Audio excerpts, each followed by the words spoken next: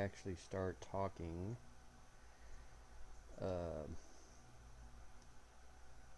Reading off the thing. Sorry about that, guys. So there's two PDFs here. Let me get this to fit like the other one. It's a little easier to read when I have this. Two PDFs from a pilot from World War II. This particular pilot is Don Wilson, Thomas Wilson, Captain Thomas Wilson. He went by Don. My dad was named after him, Donald.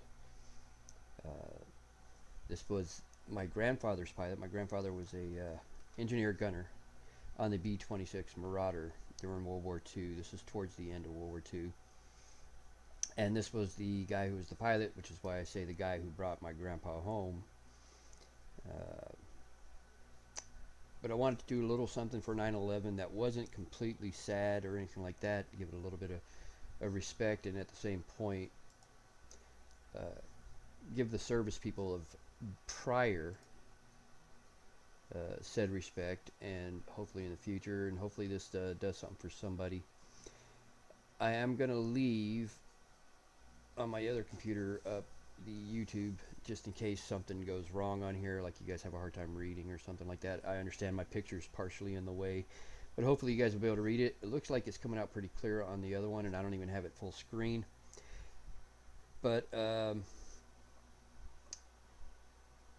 make sure you guys ask questions on the side or anything like that. I'll try to answer it best I can. Most of the World War II stuff, I can tell you right now, I don't know when it comes to my grandfather. He didn't really talk too much about the war.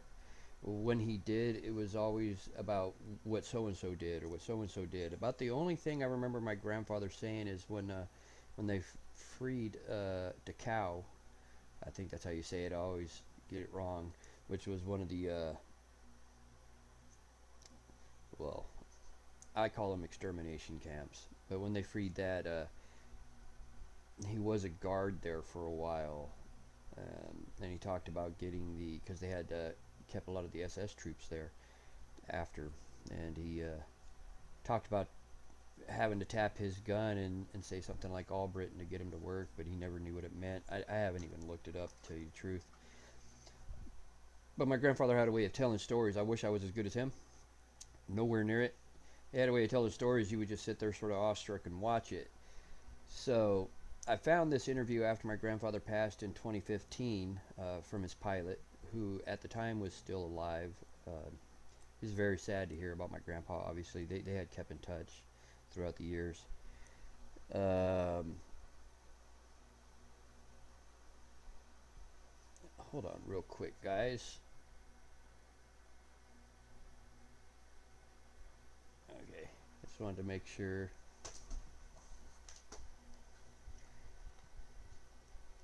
I need to write this guy.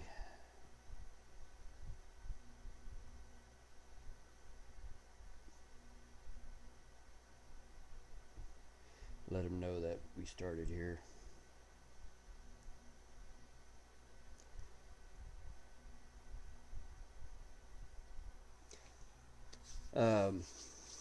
Because I think he wants to watch it. Most of these people are from another. By the way, I'll give a shout out to him in a second here, from another streamer who's a reactor. It's the guy I reacted off of, trying to act a little bit like him. I did a reaction for the Dummies video, which was 57 minutes long, basically an hour. Because I was trying to act like him and stuff like that. This right here won't be as long. It's two PDFs. If I slow down at all or you hear me stuttering, I apologize. I am severely dyslexic. So although the words are very clear to me, which I need to put, I don't wear glasses, but these are the blue light glasses, guys. I actually have 20/10 vision, but the screens are like crazy bright to me, especially being this close. I'm in my bed because I don't have a desk yet for my main computer, so I'm using my gaming laptop for this. But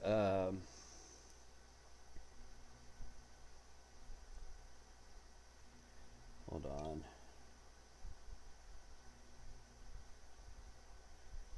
Okay.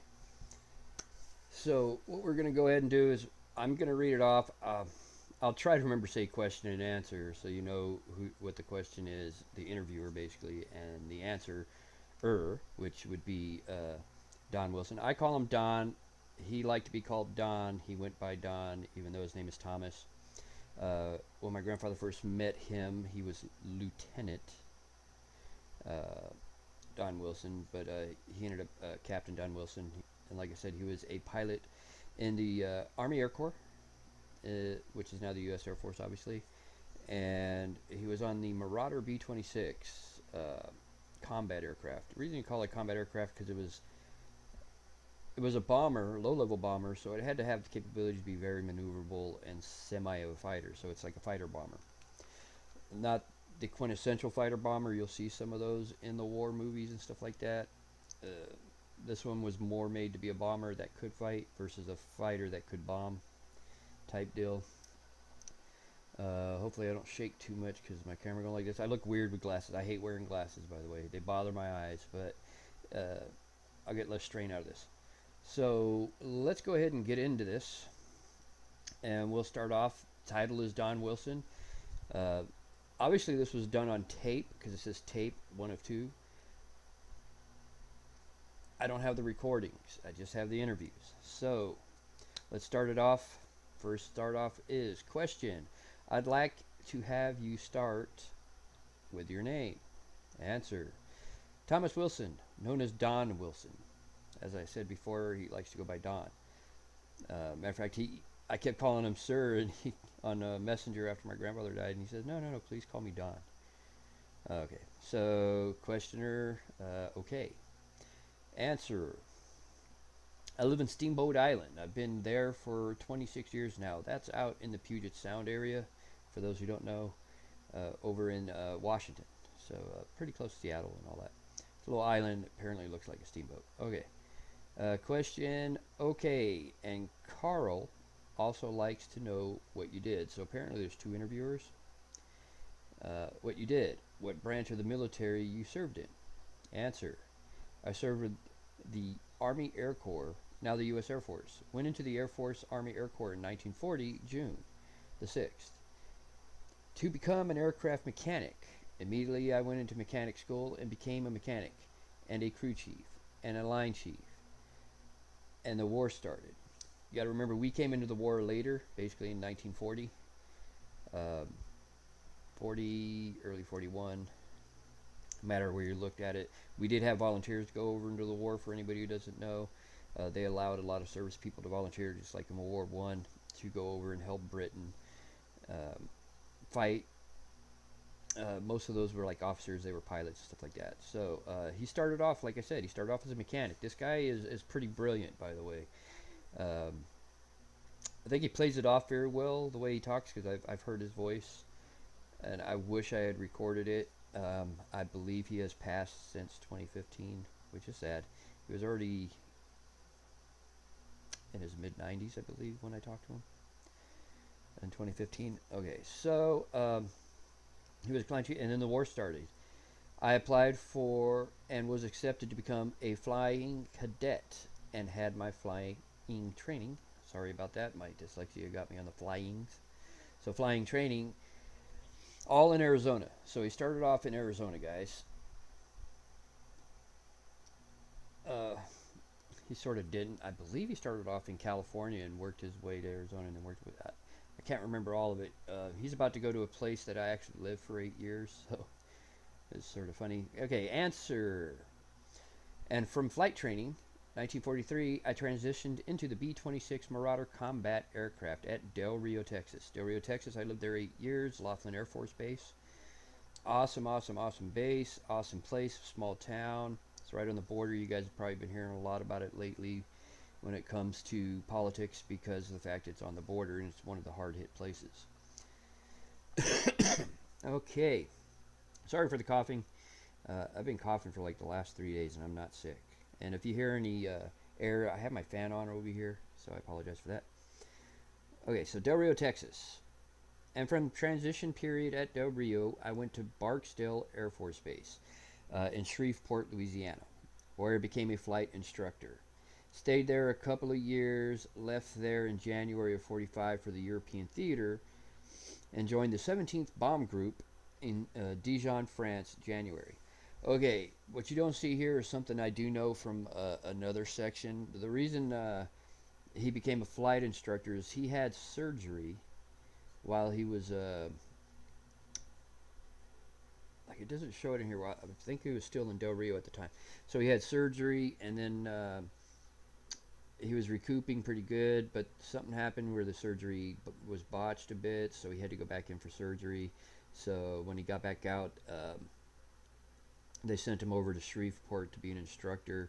The B-26 Marauder was initially a pretty difficult plane to fly. It was very short-winged, so takeoff and landings very particular, and they'll talk about that, I believe, in here. I've read this a couple times, so this isn't the first time I've read it, but I've read it a couple times because I wanted to learn more about my grandfather and the people he was around. And I'm a huge World War II buff, so he stays there for a couple of years before he goes off into the European theater, which is where him and my grandfather met in Barksdale. Grandfather was trained as a what they call an engineer gunner on the Marauder B-26. The engineer gunner, what he does is there's a machine and they use it to pump the fuel into the wings when you're about to go bomb. So when you're up in the air and doing all that, and then you get to this point where you're about to bomb, he'll go up there, get the gas into the fuel into the wings, and then he jumps up onto the top gun for the Marauder, the gun on the very top of the airplane towards the tail wing, basically. My grandfather wasn't a huge guy, so he was a perfect fit for it. You gotta know my grandfather to think how funny that he was at war. He's like the nicest guy in the world. But let's just say, okay, so question: were you commissioned during this time, or answer: yes, commissioned upon graduation from flight school in '43. So he was already commissioned in '43, way before he went over. He was already a pilot, and he had already been an instructor for quite a long time. Which I like the fact he was an instructor, and my grandfather was with him, because that means we had one of the best pilots, the pilot who probably knew some of the most stuff about the Marauder. Was called many names. One of them was I think a Widowmaker or Black Widow, because it got the bad name because of a lot of initial crashes. People didn't quite know how to fly it or land it. Okay, so when you first flew the B-26, I just read in the lost page, the B-26s, they were hard to learn to fly. Is that true? Oh, they're about to talk about it right now. Okay, they had a very bad reputation because they had some difficult flight characteristics on one engine. So if one engine stalled and the other engine was going, the characteristics really were. You got to remember, again, initially these planes were very stubby winged. So when you're stubby winged, you got less lift under the plane. So they're not going to be a glider, if you get what I'm saying. The B-17 was huge, but it had really long wings, so it could actually glide for quite some time. There's a reason why they were stubby winged. They do advance the wings a little bit later on to give it some better flight characteristics when there's problems. Okay, so flight characteristics on one engine. And usually an engine was lost on takeoff or shortly after if the engine was going to quit. You got to remember that's when they're putting the most into the engine because you're putting a lot of power to get that lift. So that's usually why you're going to lose an engine during takeoff more often than not. Okay, and it had a pretty quick transition to trim the airplane up and feather the dead prop. Feathering the dead prop is so it doesn't... Basically what you're trying to do is keep it from being like a windshield. You know, when you're hitting too much wind and it's on something like this and it's causing problems, right? Like if you blow wind on a wall, obviously, you know, there's going to be an issue. I'm no pilot or anything like that. It's just basic physics, so got to remember where I was at on this. Okay, to trim the engine, trim the wings, and trim the airplane, and feather the dead prop. Get the airplane trim and remain in flight, because at takeoff also usually had the heaviest load with armament. You know, you got more fuel, you got more bombs, everything is on it when you first take off. So that's the other reason. So things were really bad there for a few seconds to get the airplane under control. Unfortunately, a lot of people didn't get it under control, so we had a lot of crashes on takeoff. In fact, I think statistics show that the B-26s, this is the B-26 and dash dash, but I'm saying the B-26s, there were more deaths of the B-26 in the country than in the war. Just training and things. For those who don't know, the B-26 actually had the highest return rate during the war. Uh, so it was a very, very successful bomber. And it had a very specific duty, being very low altitude to get very accurate bombing. So, question, did you ever lose an engine? Oh, answer, yeah, but fortunately handled it all right. You got to understand this guy. Nothing scares him, guys. Nothing scares him. You'll see as we go through and we're talking about other stuff. Nothing scares this guy. Very calm and cool and collected. I think that's probably what made him such a good B-26 pilot. So yeah, but fortunately handled it all right. But as I say, it had that bad reputation, and just before graduating from flight school, we were all of our graduates, all of us were looking for what kind of airplane we wanted to fly, and they gave us a choice. If the choice didn't fit the government, of course, they put you where they wanted to, which is still the case. When it, like, I actually had a choice of whatever job I wanted. I scored very high in my ASVAB, so I could pick any job. I became a radar tech, high-end electronics and stuff like that. So, but I couldn't really choose my duty station. They give you what they call a dream sheet, and the reason it's called a dream sheet because those are places you're dreaming you're going to go. Probably not. Probably not. Okay, so let's get back to where we were at here, and gave us a choice. And if it didn't fit the government, of course, put you where they wanted. And but at Yuma, a few days before graduation, a factory pilot came down to Yuma in a B-26 aircraft and demonstrated it to us. I guess to try to persuade us to want to fly his airplanes. But he did all sorts of fancy maneuvers with it, single engine, he rolled it, things that we don't do to those airplanes, but he did. Nevertheless, we went to Del Rio to train in the airplane, and it had a bad reputation, and there was a combat training place in Shreveport where I went. There was one also in Tampa, Florida. I think Tampa had the most deaths, if I remember correctly. Oh, he sort of says it, answer. So this is Tom still, Thomas, or Don.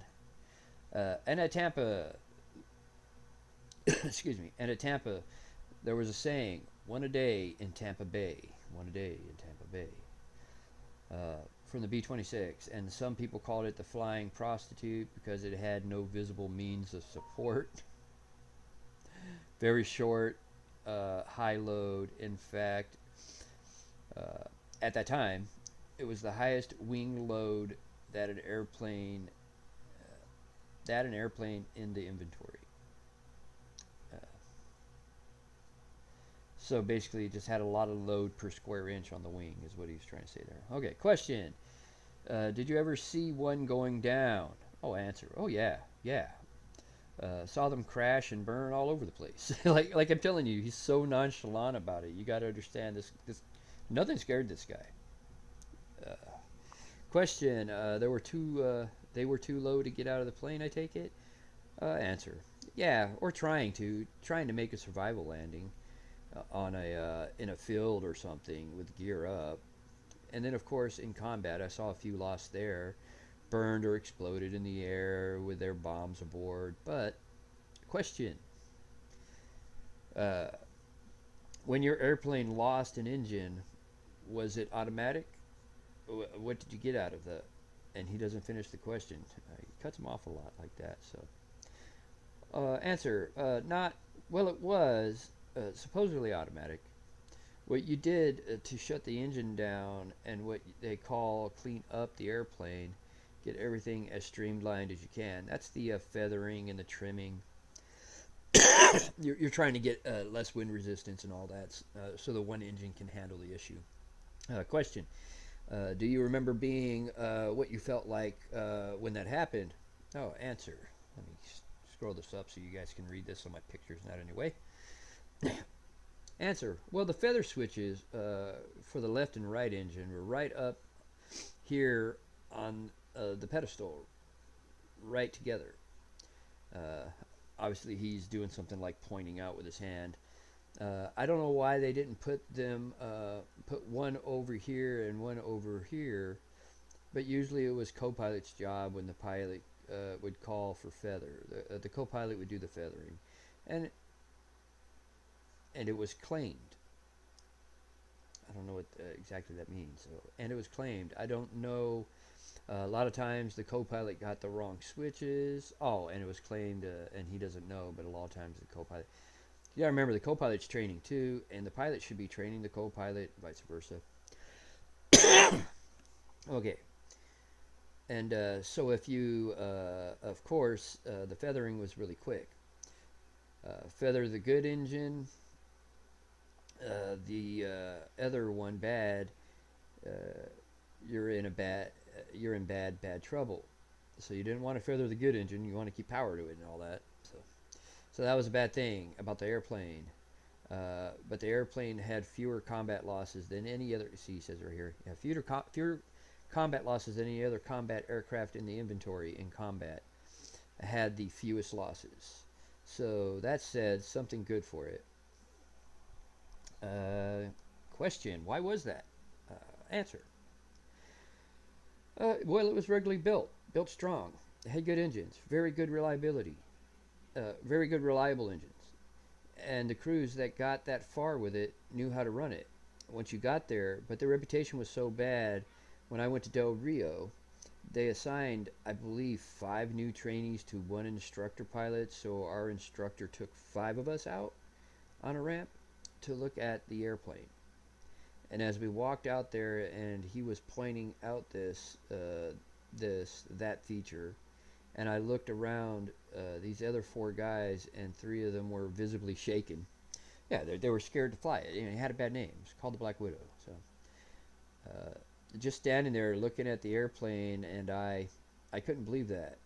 But they were really frightened, just standing there, looking at the damn thing, looking at the damn thing. And he talks just like this, by the way. But anyways, it turned out most of us who survived it, we liked the airplane a whole lot. We loved it. Yeah, you'll find that most pilots ended up loving their airplanes. Question: how old were you at this point? I think I was 21 or 20 or 21 years old. Question: but you joined before the war started? Oh, well, yes, I had. Yeah, went in the Air Force when I was just 18.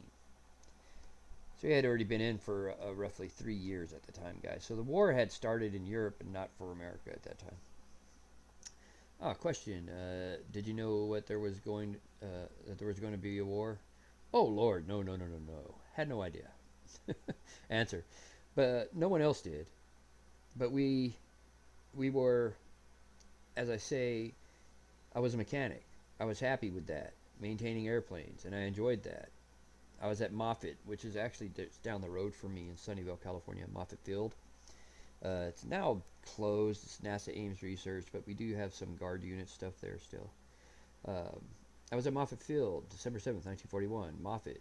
It was just south of San Francisco on the peninsula near Sunnyvale, San Jose, California. Uh, and we had been sent there. We'd been there maybe a month or two, and we were bringing in recruits into the service, and we were training recruits. We're trying to. Jimmy Stewart was one of them that came in there, but we didn't train him much, but we shared the stuff with him. So he got to meet Jimmy Stewart. That's sort of cool. I never even knew that. I must have sort of brushed over this part when I was reading it. But we shared stuff with him. But the day the war started, 3 of us were on that Sunday morning. In fact, we were having luncheon. I forget the name of the town just off the base. It was probably Sunnyvale or Mountain View. They're right off the base. So one side of the base is basically where Mountain View would be, and the other side is basically where Sunnyvale would be.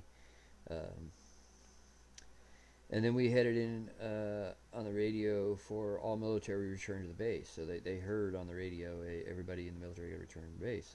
So we finished lunch. We went back to base. In those days, you didn't have any ID of any kind proving that you were military and had those big iron gates. Let me scroll this up for you guys. Had those big iron gates at the guardhouse entering the base, I suppose. They hadn't been closed in 40 years, but they were closed now. And the guard, of course, wouldn't let us in until they called back and had the first sergeant come over and identify us and let us back onto the base. And for the rest of that afternoon, we were dropped off. So when he's in California, I believe this is when he was having his 2 surgeries, by the way. Dropped off at the perimeter of the base with shovels to dig foxholes because we thought we were going to be invaded. So we dug foxholes, but we didn't have any weapons. Sergeant said, there's a truck coming from Monterey. Monterey's a good, it's about an hour from San Jose, give or take a little bit. So between an hour and a half and 2 hours from Monterey to Moffett Field, coming from Monterey with the weapons.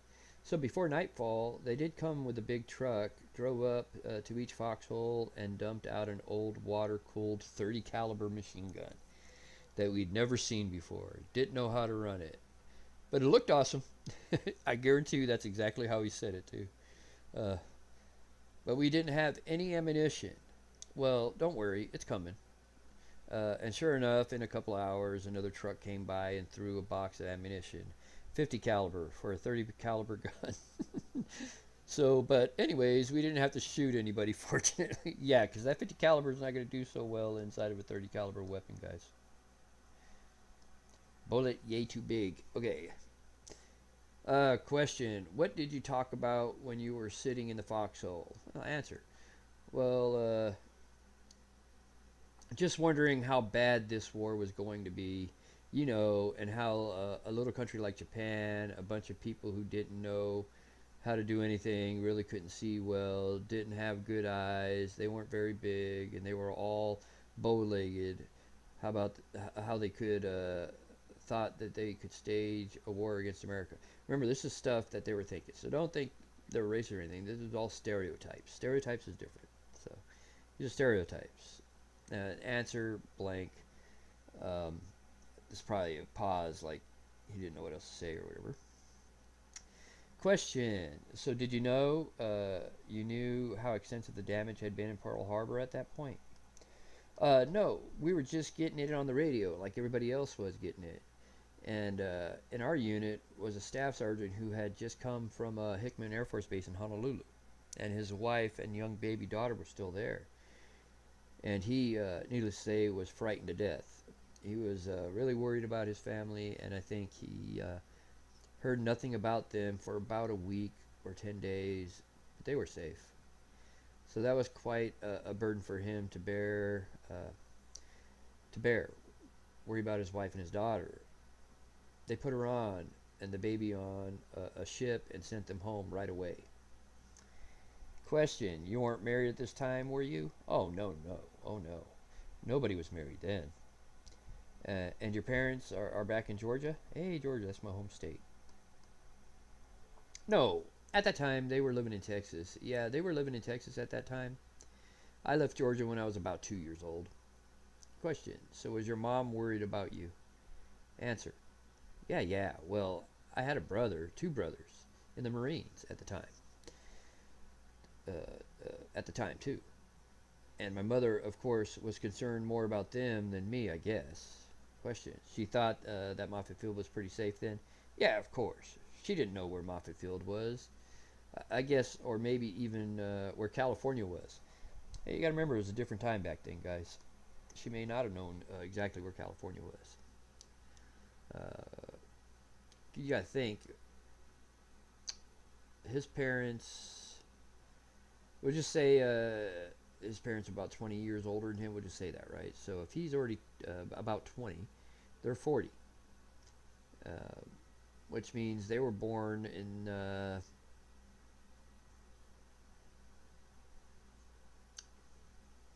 early 1900s, so they may not have had the same education, so they may not have known.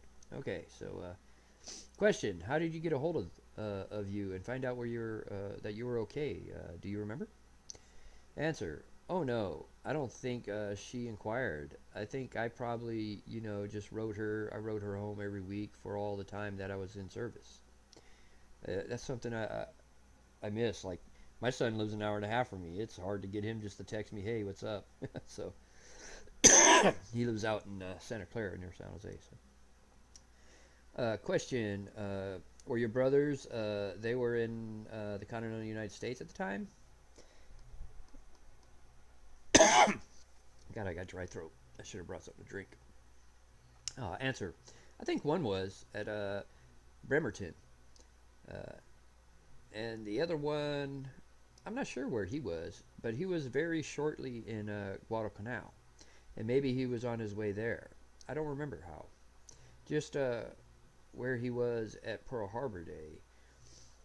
But that was one of the amazing things you have to give this country credit for. Roosevelt stood there and said, "We're going to build 1,000 airplanes a day." A day, guys. 1,000 airplanes a day. And he knew that was, and I knew what an airplane was and all it took to build one uh, of those days, of those things. I couldn't believe it. That's a dream. You can't build 1,000 airplanes in a day. Well, I think in a year they were doing it, and just marvelous. Hard to believe. About a week. Ooh, my alarm's going off. I got another one that'll be going off pretty soon. Apologize for that, guys. Uh, I put several alarms because I have narcolepsy. I want to make sure I wake up. So I have several alarms throughout the day. Where was I at? Roosevelt, 1,000 a day. Oh, and it was just marvelous. Hard to believe. About a week after Pearl Harbor Day, then they sent three of us. We got orders to go to Bakersfield, California. That's Southern California. It's not too far from LA, just over the grapevine from LA, basically. Answer: we were mechanics, and we had a car. We drove to Bakersfield and got there about 10 o'clock at night. Inquired about where's the airport, and some. I got to read that again. Inquired about where's the airport, and some all-night service stations sent us to uh, out on the road. Went out there, and there was a little building smaller than this room with a light on. There was one man in there, and he was an FAA radio operator. And we said, showed him our orders. Said, where do we report? He says, no place to report. This is the only building around here. Well, is there another airfield? No. This is the only airfield. It's an emergency airfield. And he's the only guy around. Well, good old Army screwed up again. Hurry up and wait, guys. Hurry up and wait. So we went back and got a motel. The next morning got up late and had a late breakfast. Well, we'll go out there and try to sort things out. We get out there around 10 or 11 o'clock in the morning, and at the time there were probably over 200 tents erected with hardbacks, plywood floors, and the wall 4 feet high. And there had a gang of carpenters there, putting stuff together 2 rows at a time. Of these tents with a crane between each of the 2. As we get to the hardback done, the crane would pick this tent up and set it to top like that. Obviously, he's showing stuff that we can't see. Like, he's showing like, oh, he did like this and like this. More than likely, there's Army Corps engineers doing most of the tent stuff. And they were just a little early compared to the engineers. So that's why they got there the day before. Those 2 cranes, and by nightfall there must have been over 600 tents on that place. All that from morning, from dark to dark, all that, and I just couldn't believe something like that had happened. But again, had to be done, and as everything else, I guess. Question: when did everybody show up to? Oh, let me scroll up for you guys again so you're not missing this. Well then people started coming in. we were the first ones there, and the other people started coming and coming. We didn't stay there very long. That turned out to be, I guess, fueling stop or something for B-24s being flown through to Alaska to Russia. And so B-24s, I believe those were the Liberators, B-24 Liberators. And so B-24s were being ferried through there on the ferry command. We only stayed there about a month or two and then went to Victorville, California. Bakersfield actually has the Air Force Base out there now. It's not just a little building. It's actually a pretty good sized base. Answer. And doing some more airplane mechanic work. So at this time, he's still a mechanic, guys. He's not a pilot, but he becomes a pilot. And doing some more mechanic work. And then I went to fly airplanes myself. Hold on. I forgot to do this. Okay. Where would we at? Airplanes. And then we started and that's where you started training? Oh, yeah. Oh, that was a question, by the way. Answer. Yeah.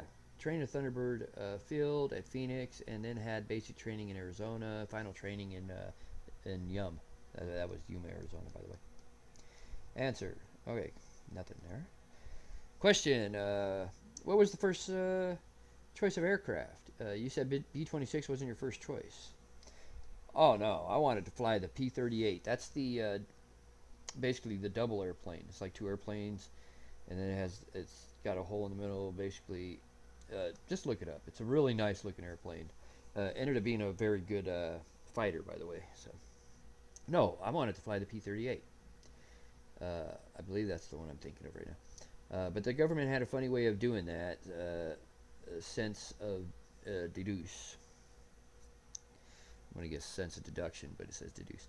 They told me I was too big to fly a fighter. You could only be about 5'10" and weigh about 160 pounds. Hey, I would have fit. I'm 5'10", and right now I'm about 185. But when I was in the Air Force, my max weight was 155 and weigh about 160 pounds. But I think they changed the requirements because they needed more fighter pilots. They raised it to 5'11", 170, or lowered it as to keep the pipeline steady. That way, that's the way they did it. So I hit the pipeline at the wrong time, or right, whichever, and I went to the B-26 instead of the P-38.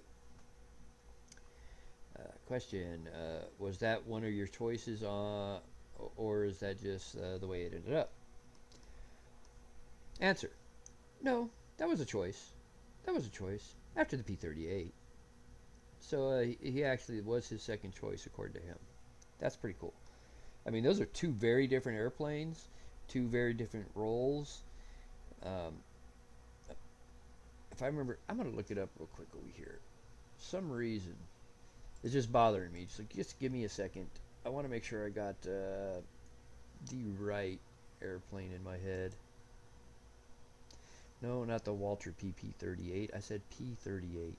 Dumb nuts. Brainiac, son of a gun. So I go to pictures and it shows me all that. But yeah, so the Lockheed P-38 Lightning is what it was. And so you got the propellers on both sides, and they go all the way back. And in the middle is where the pilot is. And then when it goes, those two propeller parts go all the way back. It's got this whole area where the vertical and the horizontal and vertical, stabilizers are in the back. If you look it up, Lockheed P-38 Lightning, it's actually a really nice plane. Two very different planes, but he had them both on the list, so that's sort of cool. And one of them being new and having a bad reputation early on. The P-38 had a really good reputation. They did really good in the war, and it excelled. You got to do some research on it. So back to it. So the answer was no. That was a choice. That was a choice after the P-38. Question. So when you finally became an operational B-26 pilot, where do you go after that? Answer. Well, I'd say I stayed at Barksdale, which was a let's see, what do they call it? Combat training unit. I believe they called it that. And I stayed there as an instructor for, I think, about a year and a half. Then January 45 went. went over to France. So, like I said, it was towards the very end of the war. There's about a year left, and he's there for the rest of that time. So is my grandfather and all that. So it's about a year left. He gets there in January. Uh, we sort of already knew the war was over, but it wasn't over until you got all the fighting. And cornered animal, and he fights hard. Question. So then, will you while you were an instructor, did you lose any of the students or anything in the? Oh, answer. Oh, no. Maybe in the bar, but not in the airplane. Laughs. Like I said, the dude was calm, just like this super calm dude, very collected. Didn't seem to scare easy. He was the perfect type of person to be some type of pilot that goes into danger, bomber, rescue. I could see him being like a freaking Green Beret and being able to go out there and do it. He had that mentality. It's hard to explain. It was like, you know, he just when you talk to him, you get that feeling too. Like I said, I got to talk to him a little bit.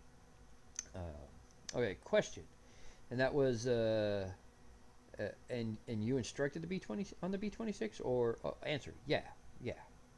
Question. So there were there. So were there? Ah, my dyslexia kicking in again. Question. So were they all scared when the first got there? When they first got there. Okay. So were they all scared when they first got there? Oh, answer. Oh, no. By the time they got there, they had already been through the transition training at another base somewhere. So they had already survived. So basically, by the time they got to him to get further instruction, they had already learned on the plane, flew on the plane, did all this stuff. Okay, so answer, yeah, they'd already survived maybe 60 to 100 hours in the airplane, so they were comfortable with it. Yeah. Question, and the aircraft had what type engines? Answer, Pratt and Whitney R2800. You'll have to look up the engine for the specs and stuff like that, but it's a radial engine if I remember correctly. Let me see, I was about to ask that question. So radial engine. Answer, yeah, radial, 18 cylinders. Radials, good engines. Question, how big a bomb load could it carry? I think it carried 2 tons. For anybody who doesn't know, a ton is 2,000 pounds, so that's 4,000 pounds worth of bombs. And it had a turret on top, which is where you'd see my grandpa. That's the question. Question, and it had a turret on top? Answer, had a turret, had a top turret, tail gunner, and then 2 waist gunners. And the bombardier had a single flexible gun on the nose.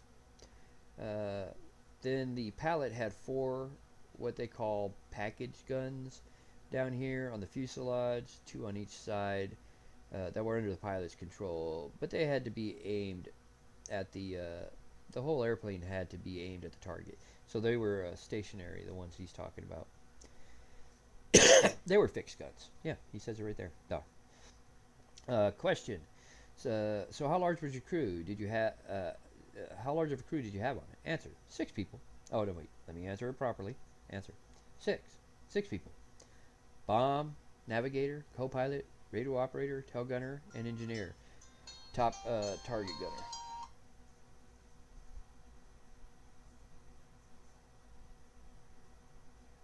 The engineer was the top target gunner. So when you add that, that's why it shows 7. So you had bomb, navigator, co-pilot, radio operator, tail gunner, engineer. Engineer was your top gunner, so because he did 2 jobs. That's what my grandfather was. Question. So after instructing for a while, did you really want to get into combat or answer? I wanted to go. I wanted to go all the time, and I couldn't go.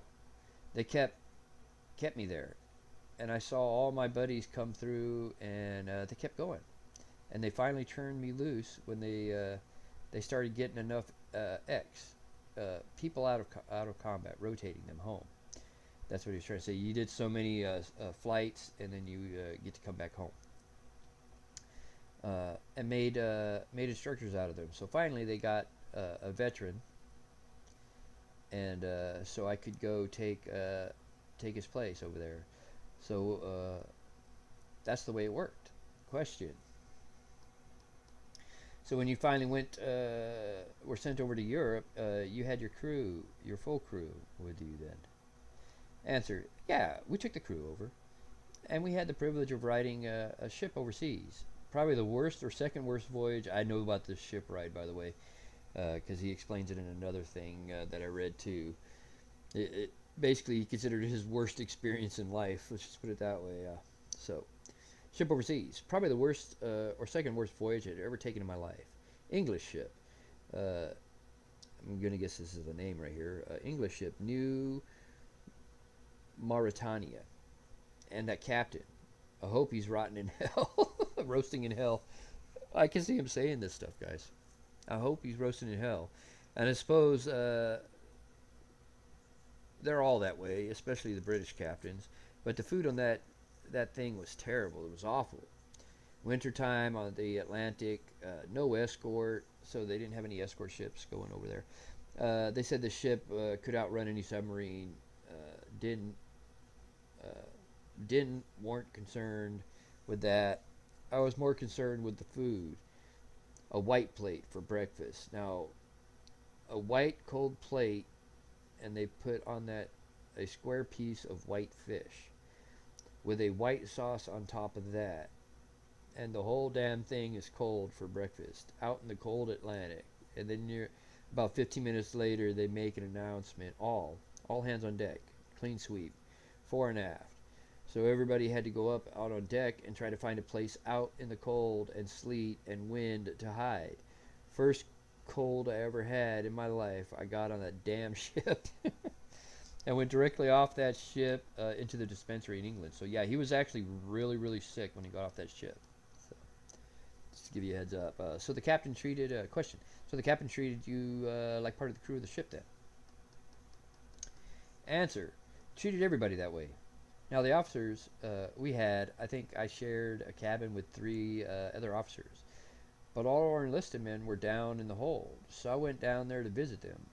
And they were just in there like cattle, and people vomiting steel decks and vomiting all. Hell, it was dangerous to walk in there. Oh, the latrine in that thing was up in the bow, with a trough over here and a trough over there, and water running through. And all the slime on that floor, and the people trying to stand there and urinate into this damn trough, half of it going in the trough, the other half on the deck. It was miserable. Anyways, it stunk down there. God, it did stink.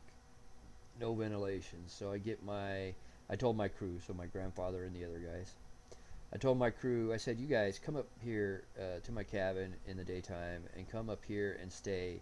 I want you to stay in the cabin. Get out of that damn hole down there. Terrible. He was a badass, dude. I think he's one of those 2 guys that if somebody had given him shit, he wasn't taking it. Question: it was a cargo ship that was converted? Oh, answer: no. It was a passenger liner. Passenger liner converted to troops. New Mauritania. I hope that thing's at the bottom of the ocean somewhere. You know what? How about this, guys? Let's look it up. New Mer. I'm gonna spell this wrong. Ritania. I think I tried to look this up before and I couldn't find it.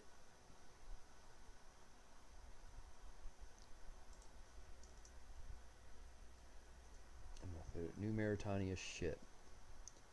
RMS Mauritania was commissioned in 1906. It's a big ship. Looks a lot like the Titanic. It's in that type of build. So, from 1906 to 34, I can't even read what it says. Canard Line, I think, is the owner. And then 34 to 35, Canard White Star Line. Okay, so that's the original one. Where's the New Mauritania? RMS. I'm gonna type that like that. RMS New Mauritania.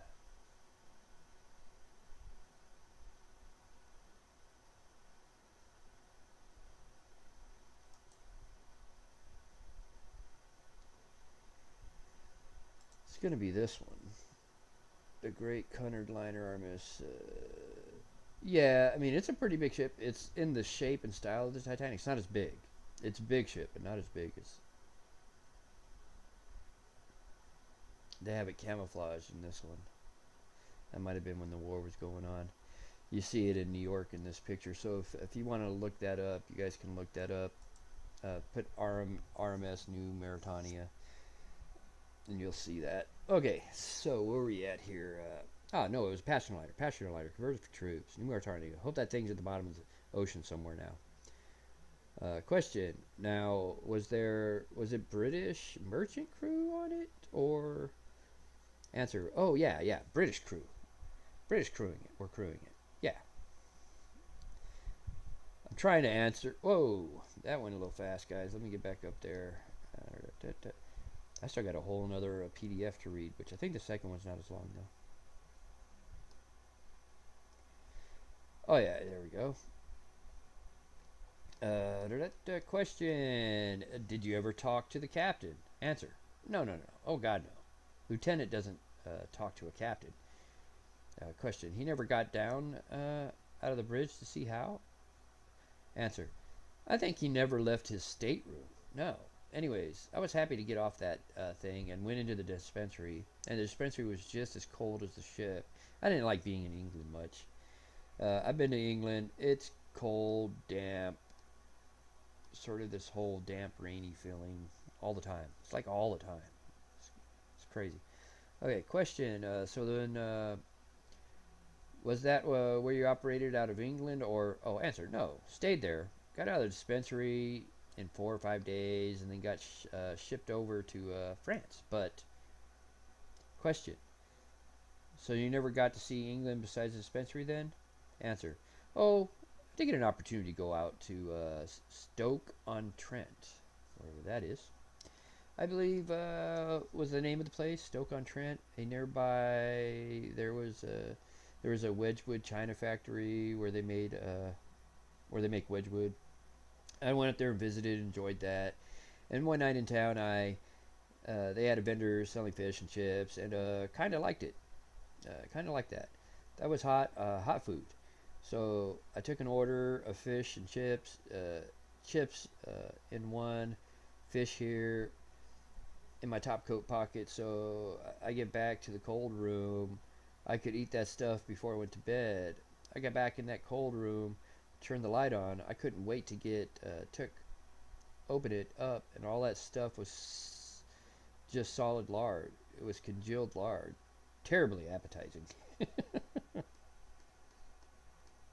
He was such a cool dude. Question. So while you were in the dispensary, your crew was there with you as well? Answer. Yeah. They stayed around waiting for me to get out. In fact, I think one of them was sick too. Probably my grandfather. So from there we went over to France, to Dijon, France, the home of the Mustard family.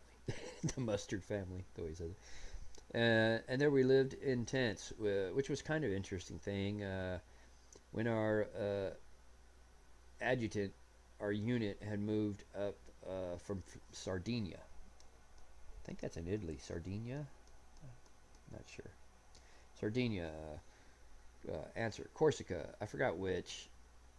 And our adjutant, Jack, came up there ahead of the unit to make sure the airfield was ready, and because they were all shot up.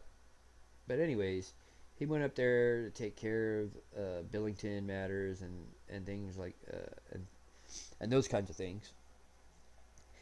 And he had a French lieutenant with him, English speaking, and they were driving along towards Chateau Jack over the side here, and he saw a whole bunch of shacks and looked like a no man's land or something down in there. And he asked the lieutenant, what is that? What is that all over there? And the Frenchman said, oh, that's a mustard. And he said, well, let's stop. When we got the troops here, we're going to need mustard. So they did. And so Jack said, well, on the 15th or whatever, bring us some mustard out. We'll be at the chateau down here, so you bring mustard. And the farmer said, all right. And sure enough, That day he showed up in a horse and a two-wheel cart, and he had two 50-gallon drums like that in the damn cart of mustard. And Jack told him he thought that was quite enough, but Jack takes credit for starting the Poupon Gray Mustard Company up again. Uh, but we in the chateau, some counts chateau, we put our headquarters in there, and the major slept in there. So the higher ranking ones had a chateau where they could be in, but the rest were in these tents, usually big tents and stuff like that. Usually weren't in the 3-man tents. They may have had some, but usually had the bigger tents with multiple people in it. Question: you weren't sleeping in the chateau? Answer: no, no. We were sleeping out in the grounds where we had our tents set up, and we had little potbelly stoves in there. I don't know if you were ever seen one of those. It's one of those big iron cast stoves, guys, and that's what kept them warm. And they were unique little stoves, good little stoves. So we all get a gasoline can drum or something, set it outside on the rack, steal a piece of copper quarter-inch tubing from the flight mechanics, and put a valve on it and run it into the stove. Put some bricks on the stove and burn about 120 octane fuel in our little stoves, and oh man, that thing would turn red hot. It was a really good stove. Yeah, dude, that's what they used to heat themselves. They don't have the luxuries we have today. But we used that. We were in the 20-man tent or whatever you want to call it, and we had basically one of those types of stoves out in Idaho when we were playing war one time. Okay, so questions. So you finally got one. So you are, because he says you're, but did it like you are. So you are finally got warm then. Boy, he wrote that really bad. I think he just meant so you finally got warm then. Answer: oh yeah, yeah. And the sidewalks down in the tent row, they put 2x4s up there to contain the aggregate. The aggregate didn't have, so they used 9mm captured German ammunition. Just filled the trough with that. That's what we walked on. That was our gravel. So they used live rounds as gravel. Question: live rounds? Answer: live ammunition. Yeah, 9mm stuff. Had to be used for something. Anyways, once in a while, somebody would get too much cognac. The other guys in the tent asleep. On the way to the tent, he'd pick up a handful of that gravel, drop it in the little potbelly stove, and the little stove would sit there and vibrate, pop, bang, bang, just wake up the tent mates. Oh, I would have killed somebody if I was trying to sleep. Question: you got there before the aircraft got there? Or, answer: no, we didn't take our aircraft. It was the unit was full of aircraft. Question: so they came? Answer: yeah. They came on up. They were getting replacement airplanes as they needed them. Question: so did you get a new aircraft or when it showed up, or did you get a... This is the funny answer, by the way. This is what most people didn't know right here. I know this part. Answer: no. In fact, I never flew the same airplane. Just by chance. This one. Whichever one they assigned you to. Nobody had their own airplanes. Just flew whichever was. They wanted to assign us. Question: so how old was the airplane that you flew in first? Do you remember? Answer: I suppose the newest I flew was maybe 100 hours on. Yeah, the oldest probably about 1,500 hours, and I remember one. I got stuck with that one 2 or 3 times. It was just a war-weary airplane. The only way to get that airborne was to pull the gear up on it. Get to the end of the runway fast as you can, and get there, and then just pull the gear up. Then it would fly. But I think that thing could have run forever if you just left the gear down. It never would have gotten off the ground. It was just a tired airplane, sick airplane. So they had some old ones. Pretty shot up, was it? Answer: no, I don't know what was all wrong with it, but I guess it hard landings and so forth, it would get out of alignment or something, maybe. I don't know what. And weak engines. After a certain wear, engines would put out 100%, wouldn't put out 100% power. Question. So after you got stationed over in Dijon, was your first combat? When was your first combat? Do you remember? Answer. I don't remember what day it was. I wasn't there long till they took all the pilots and made them ride co-pilot with another guy for one or two missions, and I guess you just to look at the scenery or whatever. Question: how many days after D-Day were you there? Was it quite a while? Well, D-Day. No, D-Day had already occurred. That went on in 44. Question: so it was quite a while after? After D-Day, yeah. Yeah, France was already liberated when I got there. Question: how close was Dijon to the enemy units? Do you know? Oh, answer: was the enemy? You say? Yeah. How many nautical miles? Oh, we were probably about 50 miles from the front lines, I would guess. Yeah, probably about 50 miles. It's funny because that's how far my radar is from the fire line. Farthest we'll ever be is 50 nautical miles. Question: so did the Luftwaffe ever launch any raids against your airbase? Answer: no, nothing against the airfield. No, they were, I think, at that time expending everything they could toward bombers, trying to beat the bombers back. Question: so when you took off, how many knots did the B-26 travel at cruise? Oh, about 160 knots. Question: so it didn't take you very long, over 50 miles? Answer: no. Our missions were usually 3 hours. I'd say once, I think 2 or 3 times, we got up to 4 hours, but usually about 3 hours, 3.5 hours. Question: do you remember your first mission when you went in combat? Do you remember the whole mission, or is it not? Answer: no, not. I don't recall anything significant happening, and just busy trying to keep the airplane in formation is all. And at that time, we had a little bit of flak, but not very much. As I say, the worst thing were those fighters when they find us. Question: your sailing? Were you above the fighters, or would they be above you, or when they saw you? Or answer: well, on this particular mission, on the 23rd of April, we were always briefed on what to be expected in the way of flak. Intelligence to give us a briefing. How many guns at this location, how many here, and whether we expected fighters or not. I don't know. They didn't know that anyways, but they would tell us what our fighter cover was, protection. In this case, they told us, I think we had 50 close support fighters right with us, near us, or something, like 150 area support. Well, I never did figure out what in the hell area was.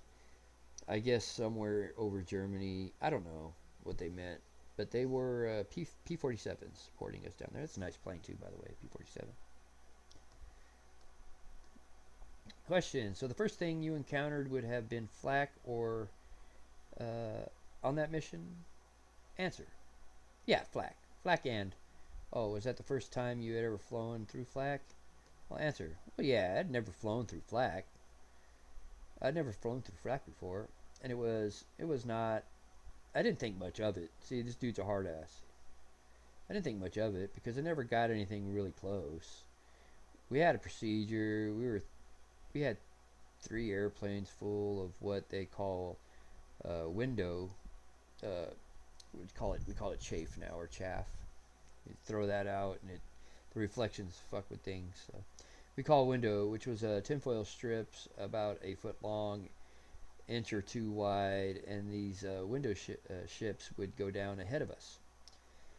2 or 3 minutes, and the crew would kick the stuff out, bundles of this, and it would break up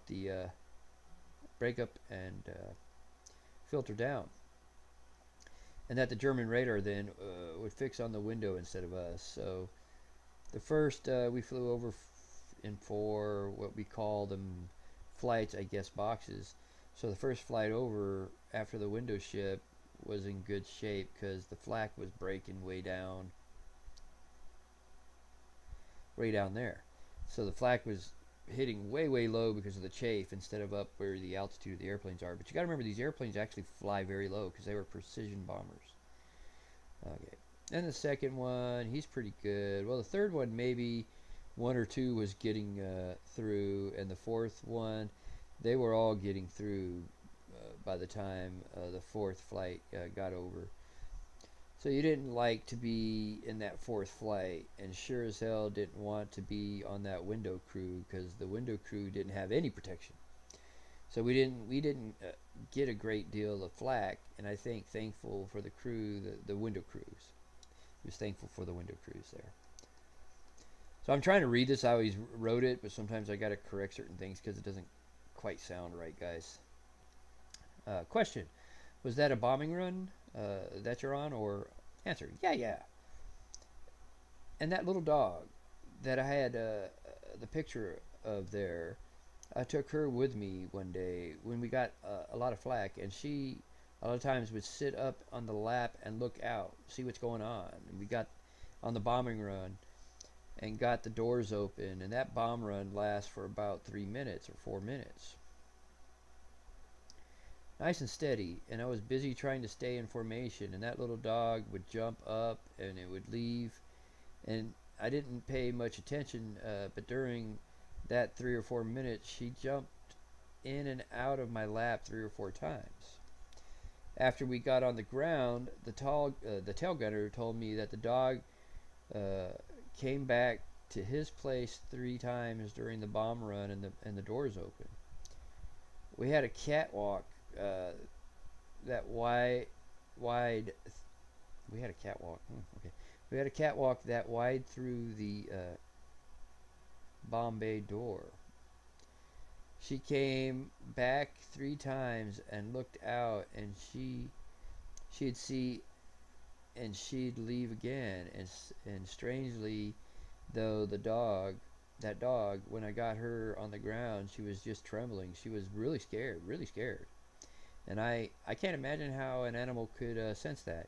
You know, a human could sense that was unfriendly stuff out there, but how the dog could sense it, maybe smell it or something. I don't know. But I didn't take her anymore with me after that. I made her stay home.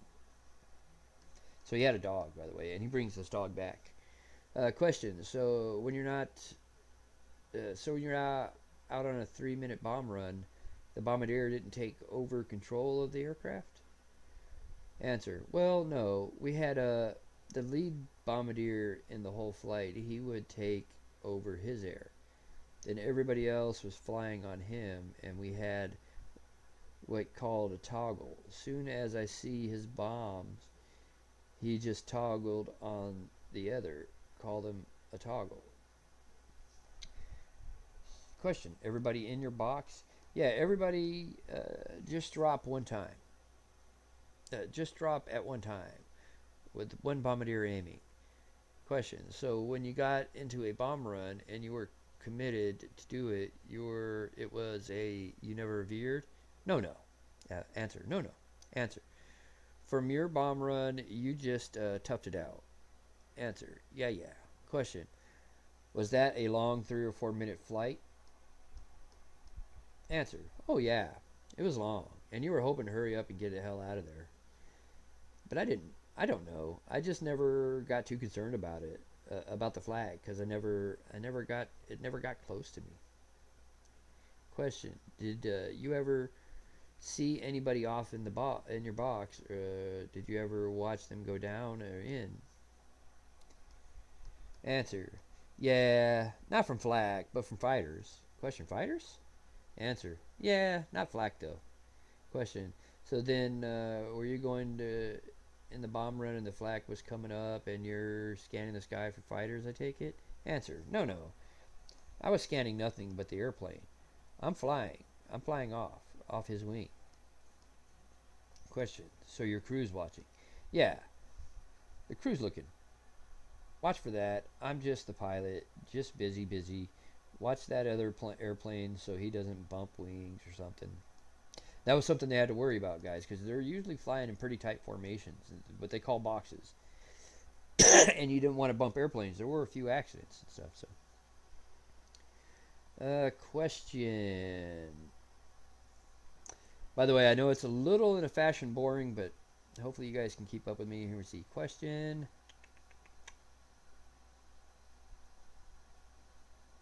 Oh, question. There we go. So then you probably didn't even see if the bombs hit their targets. Then answer. Oh, no. Question. High altitude drops or answer. Well, we dropped usually about 10,000 feet, which is well within the range of all anti-aircraft fire. Question. Is that lower than B-17s? Oh, yeah. 17s, they dropped it around 20,000, twice as high. But we went in lower. And our targets were usually transportation hubs, railroad yards, ammunition depots, field dumps, bridges, those kinds of things. We didn't bomb factories like the 8th Air Force did. Question. So when you're on a bomb run and I take it everybody's on the intercom? Answer. This is going to be sort of funny right here. Question. Was there a lot of talk? Answer. Ordinarily not. No. We didn't talk a lot on. Just business? Answer. Yeah. In fact, the bombardier that I carried overseas with me, I think I flew maybe 2 or 3 missions with him, but he was very excitable guy, very excitable. And he just on the intercom and just jabber, flak. It's flak. And yeah, sure enough, 3 or 4 miles over there, you can see this flak, and he's yelling about it. So after 3 or 4 missions, I talked to him and I said, "You stay off that intercom. We need that for other stuff." But he'd get real excited. So I told the ops officer I want a new bombardier. I fired him and got another one. So basically, that's what they did. They did get another bombardier because he was just too. And it's just sort of understandable. I mean, there's shit blowing up around you. Boom, boom, boom. But what is excitable going to get you? But noisy, I guess. Question. So did we go? So did he go to another crew after that? Answer. Yeah, the story with that is he's also a navigator, bombardier and navigator. So they gave him to another guy who they had just promoted from a co-pilot to a pilot, and they were flying, of all places, flying from eastern France to western France. To the city of Bordeaux, and there was an enclave of Germans in this Bordeaux port, and the army was down there, and they couldn't rouse these Germans out, so they called in air support. So we get ginned up, go over there, and bomb those Germans out of town, Bordeaux, all those, and on all these over friendly territory, all this way over there. And I think our target area was not much bigger than Olympia. I'm pretty sure he's talking about Olympia, Washington. It's a very small place in Washington. That's their capital, but it's small. Answer. And anyways, Harry, this bomber, they put with another crew.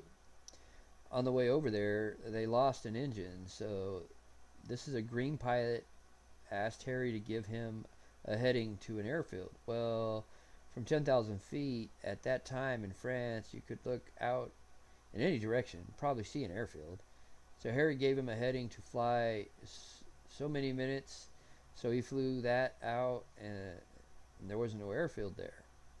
All that time, they still got those bombs, and they're still going down. They're losing altitude. Remember, they're with one propeller, one engine. That airplane can't maintain altitude with a full load on one engine. It's going down. So Harry gave him another heading. So he goes off in this. Let me get back up to the next pair here, guys. In this direction. He can find an airfield. And I'd say they're all over the place. Well, they ended up landing that airplane, wheels up, in a field. And the nose went into the hedgerow. And Harry, for God's sake, is still up in the glass nose. He didn't get out of it for the crash landing. He's still in there. Well, Harry had kind of a long nose anyways, And the best part was that the plexiglass broke and cut a piece of it off. He laughs. So he got a new nose out of the thing, but he couldn't find an airfield for that pilot. Well, didn't.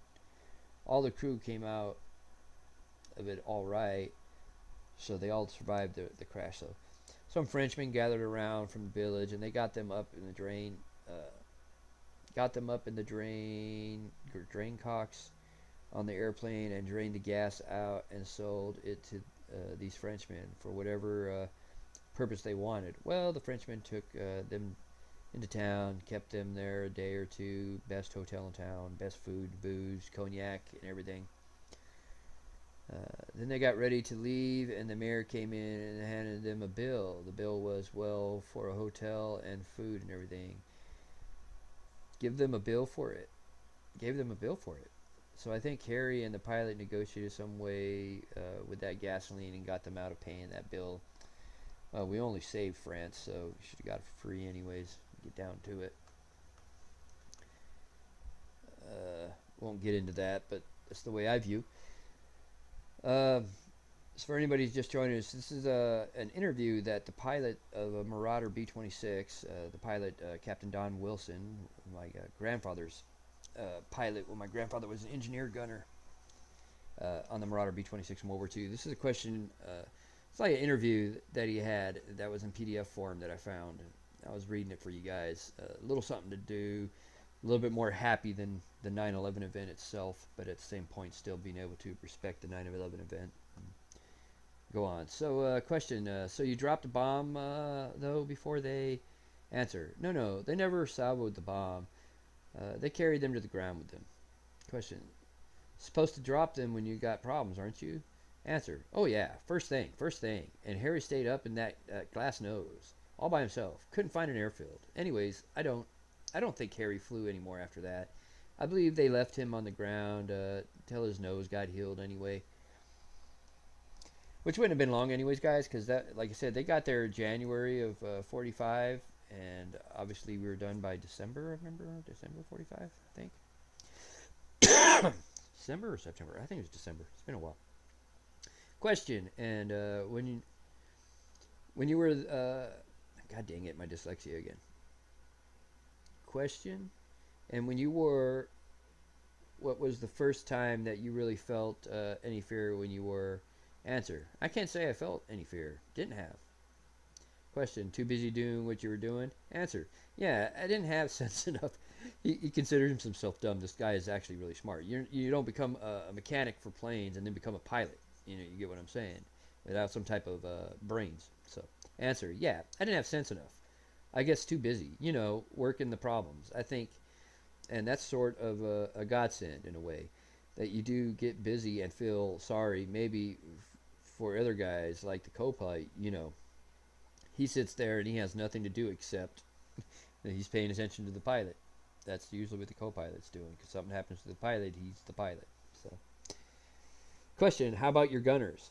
Answer, well, I guess, I don't know if they were bothered by it much or not, but they had a job to do, at least look around and question. So that would have been your first indication that a fighter was approaching. Probably a gunner would spot them and answer, well, no. On that one case where Galland was shot down. So this is General Galland he's about to talk about. So they were on this. This is the last time the Me-262 jets flew. My grandfather was part of that run when General Galland, German ace, was shot down in the Me-262s. The last time they flew the Me-262s and everything too. So let's go through this. This is a cool part, sort of. Answer, well, no. That one case where I want to say General there, where Galland got shot down, we had been briefed on this mission. In fact, to begin with, we had been near this base where the German fighters were. Been past there the day before bombing. Question, you're talking about the Me-262 jets? Answer, yeah. Scroll up for you guys here. Question, yeah. Answer, we'd been bombing an ammunition depot down in Munich, near Munich, and on the way home, they had 2 K2 cameras back on in the waist gun. These guys in the waist, photographers, They just take pictures and everything of everything out of the window, the ground, everything, just use up that film. Well then, the developed that film that night and pictures of the airfield. We flew right over with those fighters on it and the jets during the night. The intelligence people said, well, we'll go bomb those tomorrow. So they filled the first 30 of our airplanes. They loaded with fragmentation bombs, and the next 30 they loaded with incendiaries, bombs that go boom and make fire, guys. We were going to blow the airplanes, shatter them up, and then burn them. So we headed for that location, for that airfield, and we came upon some clouds. Kept climbing and climbing to get over those clouds. I think it was maybe a 7/10 coverage left, and I glance out lower clouds, and I figure the formation leader's just trying to avoid those clouds. And during the turn, I felt a little bump, and I said, well, that's a prop wash. So he thought it was just basically wind. That's a prop wash from somebody. So he's getting a little bit of wind basically from another airplane is what he's thinking. And I've got a wing in somebody's prop wash, and then I felt another bump, and then I heard somebody yell flak. Then I saw a burst of flak out there, and we weren't yet to what we call the bomb line, where we on the start of the bomb run. We put on our helmets. Well, now I didn't have my helmet on yet. It was sitting down here on the floor. So he's trying to point on the floor. So his helmet was on the floor, and everybody else was getting their helmets. When whoever it was yelled flak, my co-pilot grabbed the helmet and slammed it on my head. I could see that too. Right down to here. Gestures. And we're in this big churn. Laughs. But I get rid of that. But in the meantime, my windshield defrosters weren't working. Everything was frosted up. Excuse me. And I had a little hole about this big that I was keeping clean with my hand. That's all. I could see just enough to see that the airplane to fly on his wing. So he had just enough vision to see the guy he was flying off of in the box. And of course, they yell flak. There's the helmet. Then somebody yelled fighters, and that's what it was. I think it was. That's what it was. Those 7 ME-262s. That was my grandfather, if I remember correctly. I do remember a story about him being the one yelling fighters. He was up in the Top Gun. Question. So was flak then? Answer. Well, no, they were fighters. Question. Oh, from the planes? Answer. Yeah, they were firing 20mm cannons. Yeah. It was flak, but from their cannons instead. But I guess from people who were observing the thing said those airplanes came off. They came from the airfield and they were going to, but they came off. And Galland said this in his book, because General Galland wrote a book after all this. They took off and they were always after us for some reason. Laughs. But they came up, passed us, turned around, and came in on our tail. Right level with us. And I didn't get to see much of the whole thing. Our fighters, the P-47 pilots, said that they could keep up with one of those jets as long as they were going down. They could stay with them. But those jets would fly through and fire, and the P-47s chasing them, they'd go way out the formation again. But through my little hole, I saw one jet go through the formation like that. So he's using some type of gesture with his hand. I can't tell you what that was. And on each wing was a P-47, and that was the fighters had him boxed. So they had the ME-262 boxed between 2 P-47s. That's pretty cool. Anyway, he turns. He's going to be getting in front of one of their guns, either this one or that one. So if he goes left or right, somebody's going to shoot at him. If they can stay up with him. But they claim they could. I don't know if they got him or not. But that's all I saw of the whole thing was 3 going that way. So that's the only fighting he physically saw. But like I said, this is the last time the ME-262s were flown. General Galan was shot down. He survived. He was in a military prison for a while during the war. Apparently, he was considered a really nice guy and everything. I don't know. I don't know anything about him personally. See, question. That was the first encounter with the 262. Yeah, yeah. And that was the end of the 262s. They were finished then. Question. Really? Oh, yeah. That's when Galan got shot down. That day. And all his 6 buddies. Question.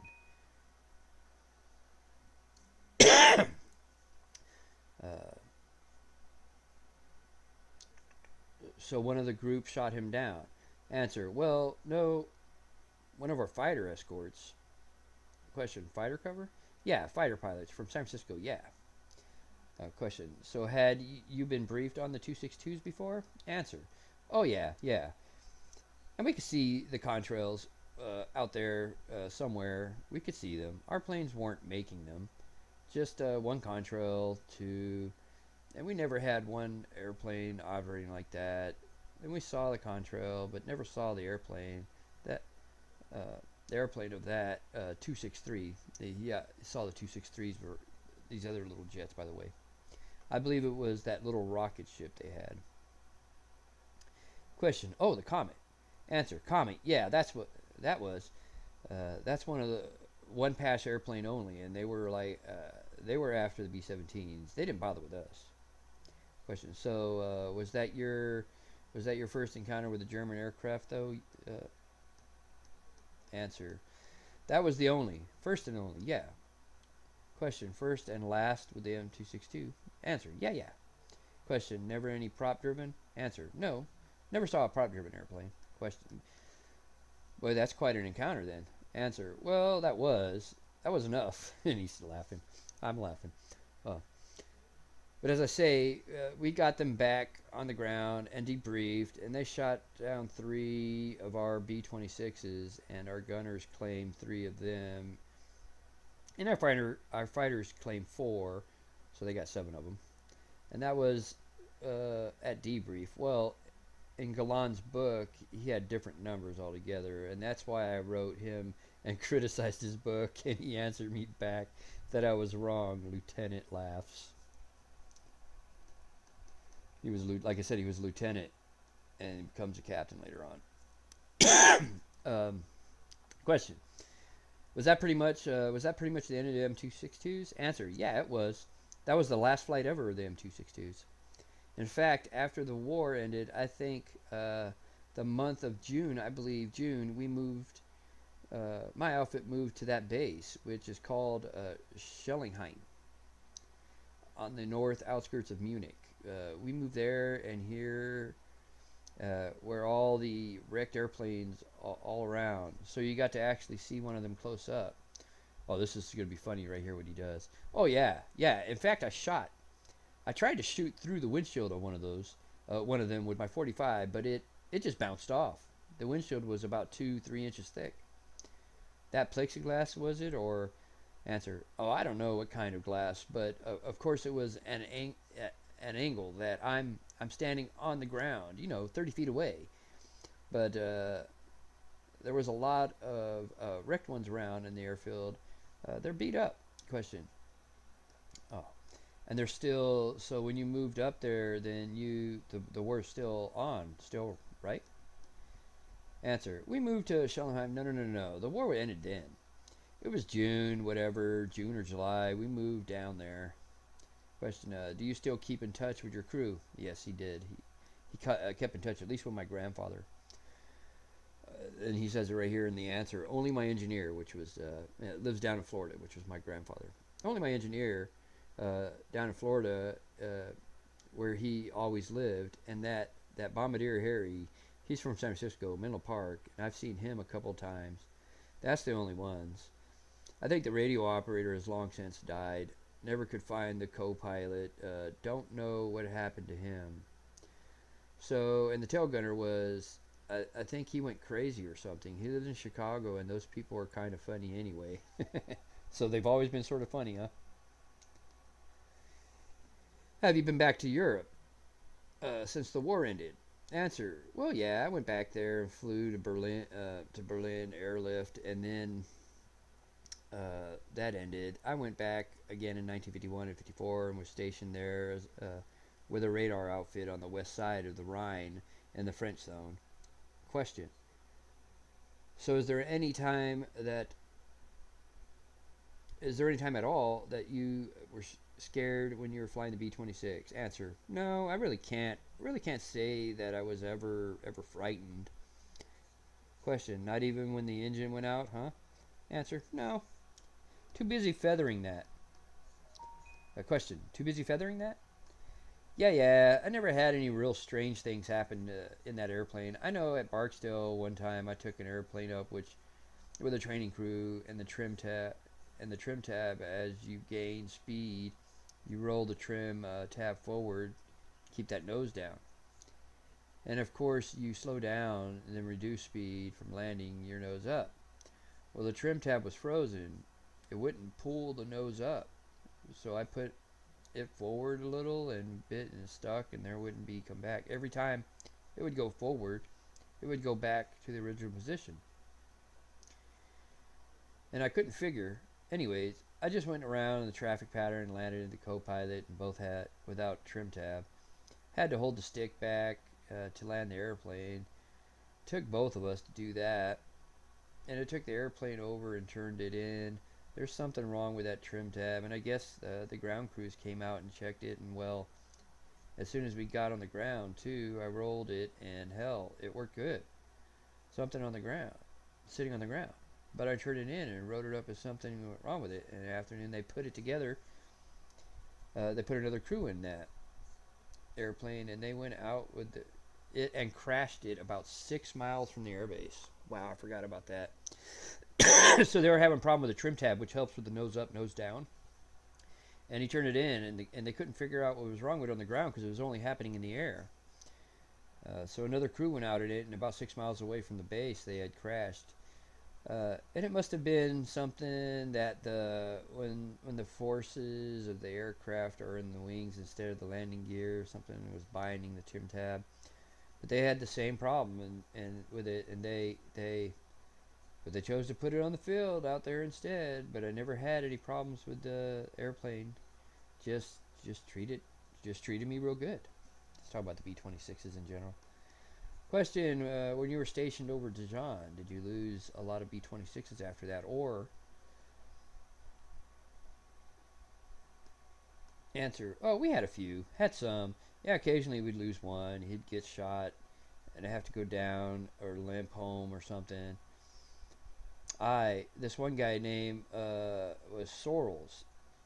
The sorriest officer you ever saw in your life. He didn't know how to wear a uniform. He didn't know how to salute. He didn't know anything. Laughs.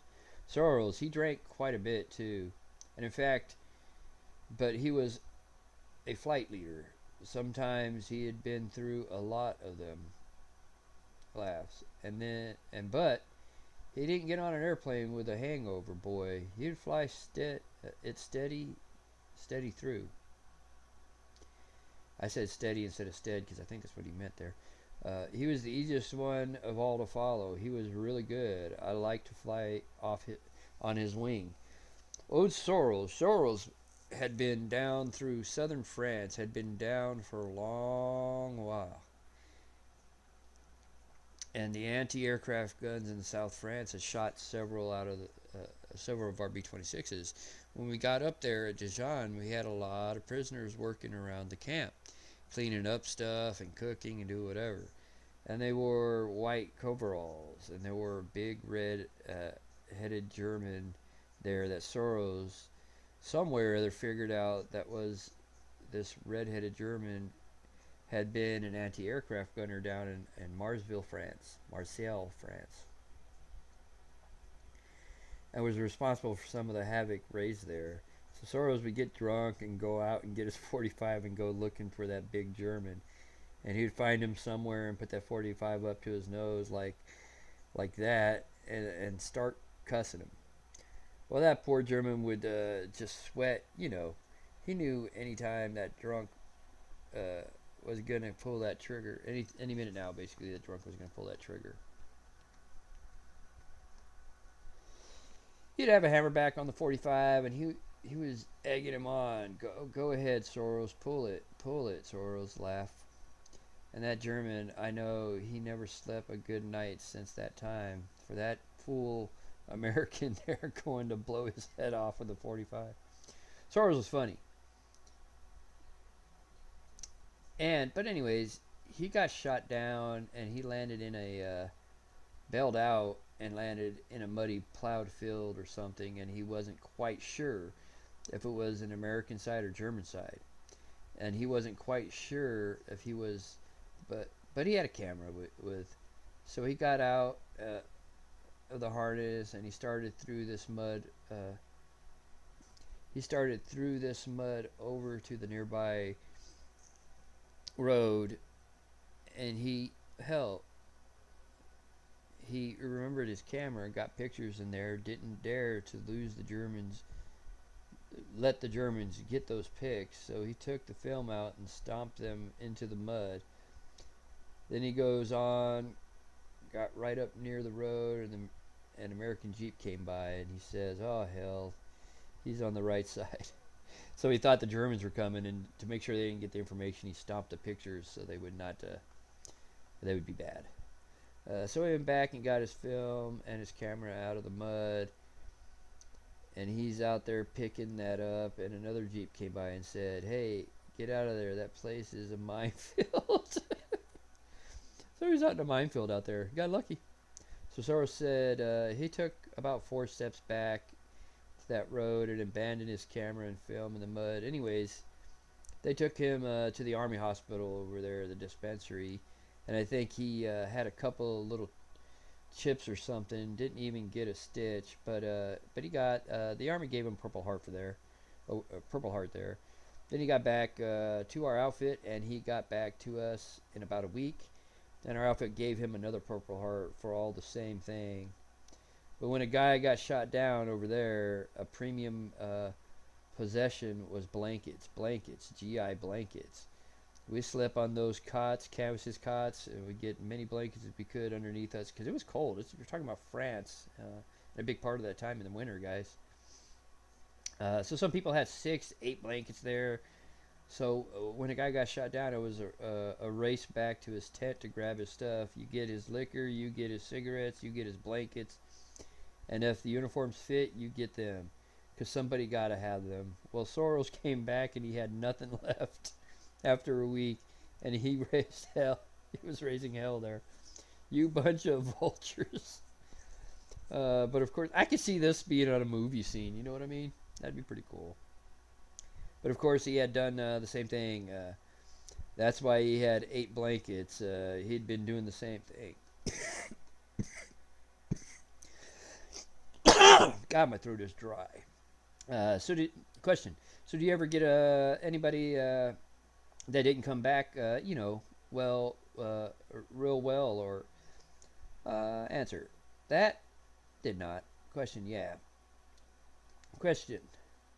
I don't believe so. No one of our other fellows, Hilbrand was his name. It says question here, but this has got to be an answer. I think they portioned it. I don't believe so. No one. Our other fellow, Hilbrand was his name. He got shot down toward the end of the war, and he bailed out and was captured by a German medical unit, battalion or something. And that battalion was retreating, so the colonel in charge of that battalion, the colonel, took him as a personal hostage, prisoner.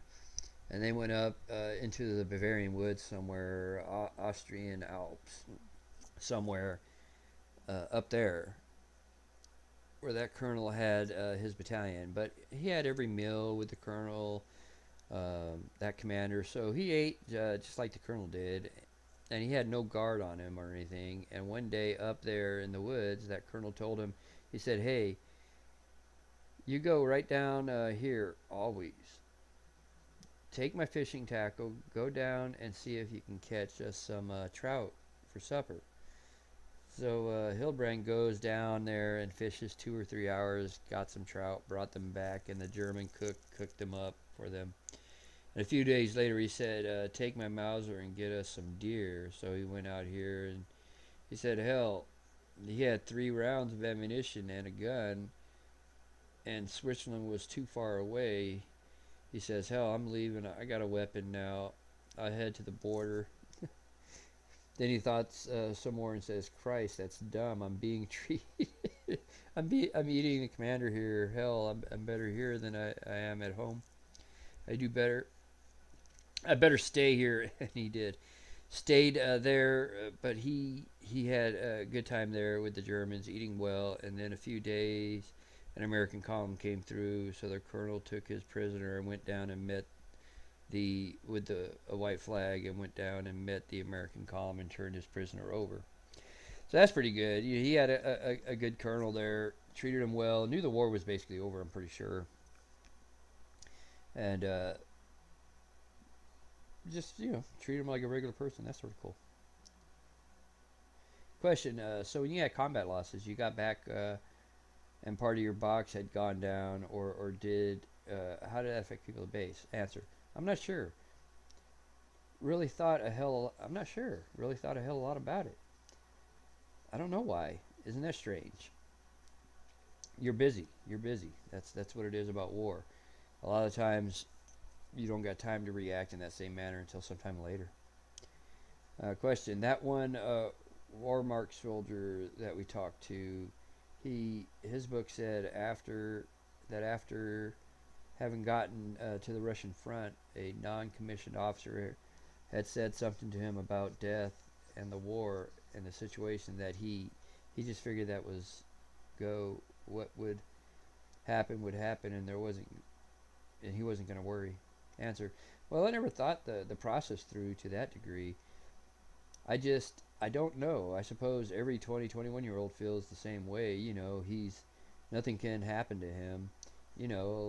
Like these guys out here in the motorcycles and fast cars and stuff. Happens to somebody else, but never happens to me.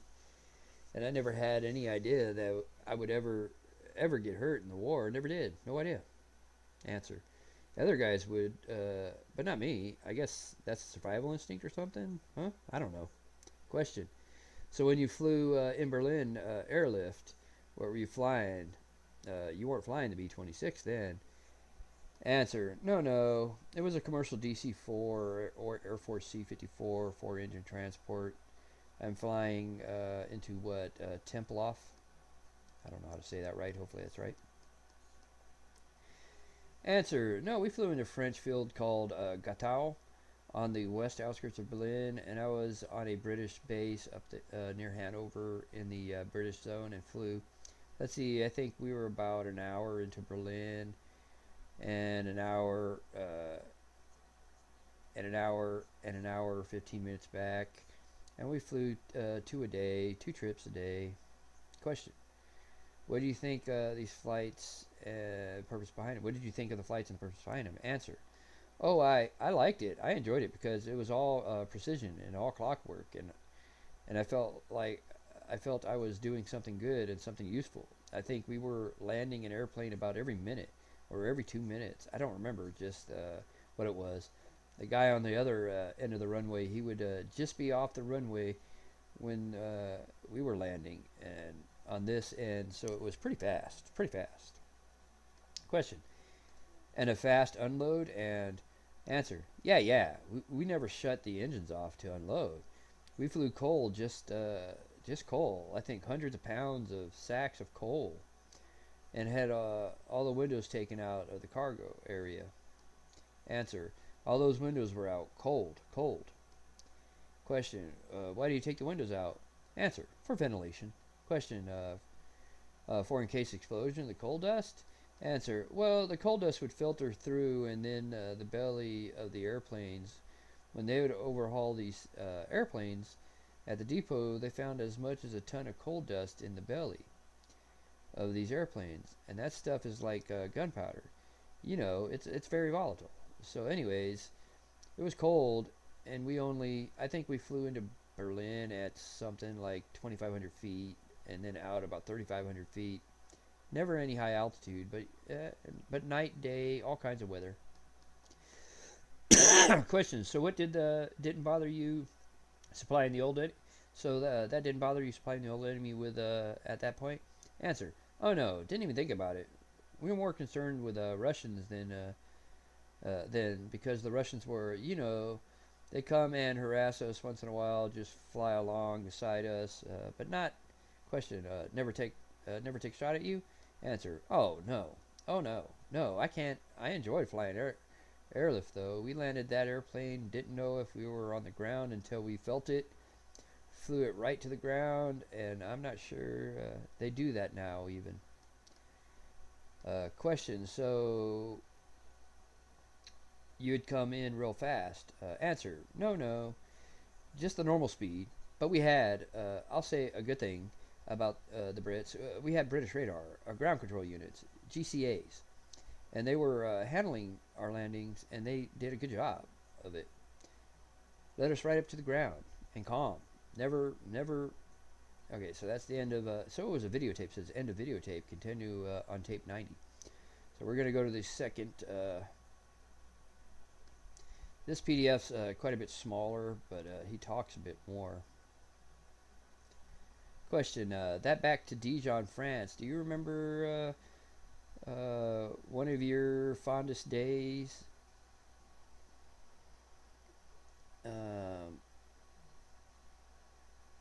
Was being there in Dijon flying missions something that really sticks out? He's asking about what he thought his best days was. Well, yeah, most of the time we didn't have a very good weather, but when it was, in fact, it was Easter Sunday. On Easter Sunday, beautiful day, a lot of sun out. We had our briefings. We were out there, just out there by the airplanes, just waiting for the armament people to get them armed, get them fueled up, and sitting on a bomb. Uh, in fact, and had some chalk and wrote messages to Adolf on the bombs. And then later that Easter day, went over and dropped them. I think on Hellberg, I believe the rail yards in Hellberg that day, and we had a couple more things over there that I found interesting. In 1947 or 8, I was in Air Force School down in Florida with 200 or 300 or more students, and had a colonel up there to speak. The subject was communication, and he had a big map on the wall with butcher paper on it. He peeled that off, and there was a map of Europe and France, Germany, bomb line, always shown there in red. God, that looks. And he had a route on there. And he had a route on there, or a route on there, however you say it. Yeah, that looks familiar. And his lecture that day was on the failure of communication, and my unit was involved in that. The 8th Air Force had been in Schweinfurt, Germany. I can't say that. Schweinfurt. I read a little bit about this area. This is some bad bombing. Germany, which was a ball bearing capital of Germany, and the ball bearings were made. So our strategy session in Washington decided to stop all the rolling stock in Germany. We'd get rid of their ball bearings. That would stop everything. So they had these 1,000 B-17 missions. 2 or 3 of them to Schweinfurt. I think it's Schweinfurt. It looks like Schweinfurt. Or Schweinfurt, because the W is a V sound in German, if I remember correctly. Whatever. To destroy the ball bearing factories. And the poor B-17s got shot all to pieces over there. Lost a lot of the, sometimes high as 10% or more losses. Well, what a year or 2 years after, the German army was retreating through Schweinfurt, Patton's army was out in front of them. This is actually a pretty funny story, by the way. So this is General Patton. Everybody knows Patton. Was out in front of them, and the army calls in for air support. So that's us. That's us. So during the night, we get bombed. We get bombed up. Go over there. So they loaded the bombs. Go over there in the morning and bomb those Germans. Army out of Schweinfurt. I can't say that. So we went there and dropped our bombs and went back and got debriefed. And boy, did we We did more damage on that one mission than the 8th Air Force did in all their missions that they flew with 1,000 airplanes. Well, we'll just do it again. So bombed right back up. So they loaded right back up and went back out that afternoon and unloaded another salvo from Schweinfurt, and uh, we get a presidential citation. So they get an award for this, guys. They get a presidential citation for that mission.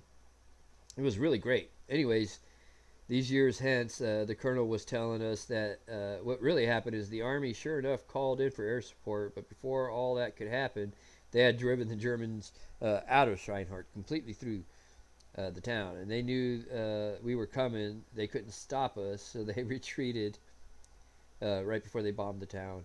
So we bombed it. Then we took it again. But again, we were coming, so they had to they had to leave the town 3 times. Um, and they got a president's citation out of it. But if it wasn't for the ridiculous thing you ever heard, but if that isn't the most ridiculous thing you ever heard of God, we thought we were doing good, and those soldiers out there on the ground, they were just cussing us, and I had to get out of town so we could drop bombs on them. Jesus. Just to show you how effective their bombing was, though, guys. I mean, you got to think about that. They were so precise in those B26. Okay, we're almost done. I know this video is going longer than I thought it would, but it's what it is, right? Um, question. When you look at everything, that a war and everything that's been written about it and televised, you don't think there's any that's been left out of the common history of the war? Answer. No, I believe not. Since this series is being done for education purposes, I would like to comment on those concentration camps in Germany. This is a sad thing. This is something my grandfather had to see. This is why when people try to deny the Holocaust and the concentration camps, I get so mad, because this guy doesn't lie. My grandfather absolutely doesn't lie. And what you're about to hear here is some true shit. No, I believe not. But since this series is being done for educational purposes, I would like to comment on those concentration camps in Germany.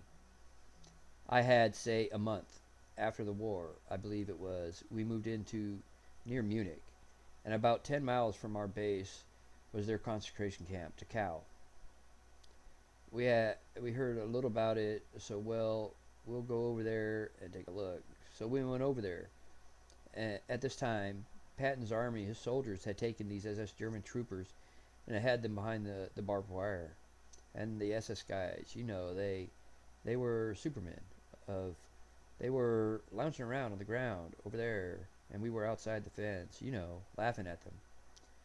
We had our 45s on our hips, and they didn't have anything. And besides, they were in the wire now. But we went through those storerooms.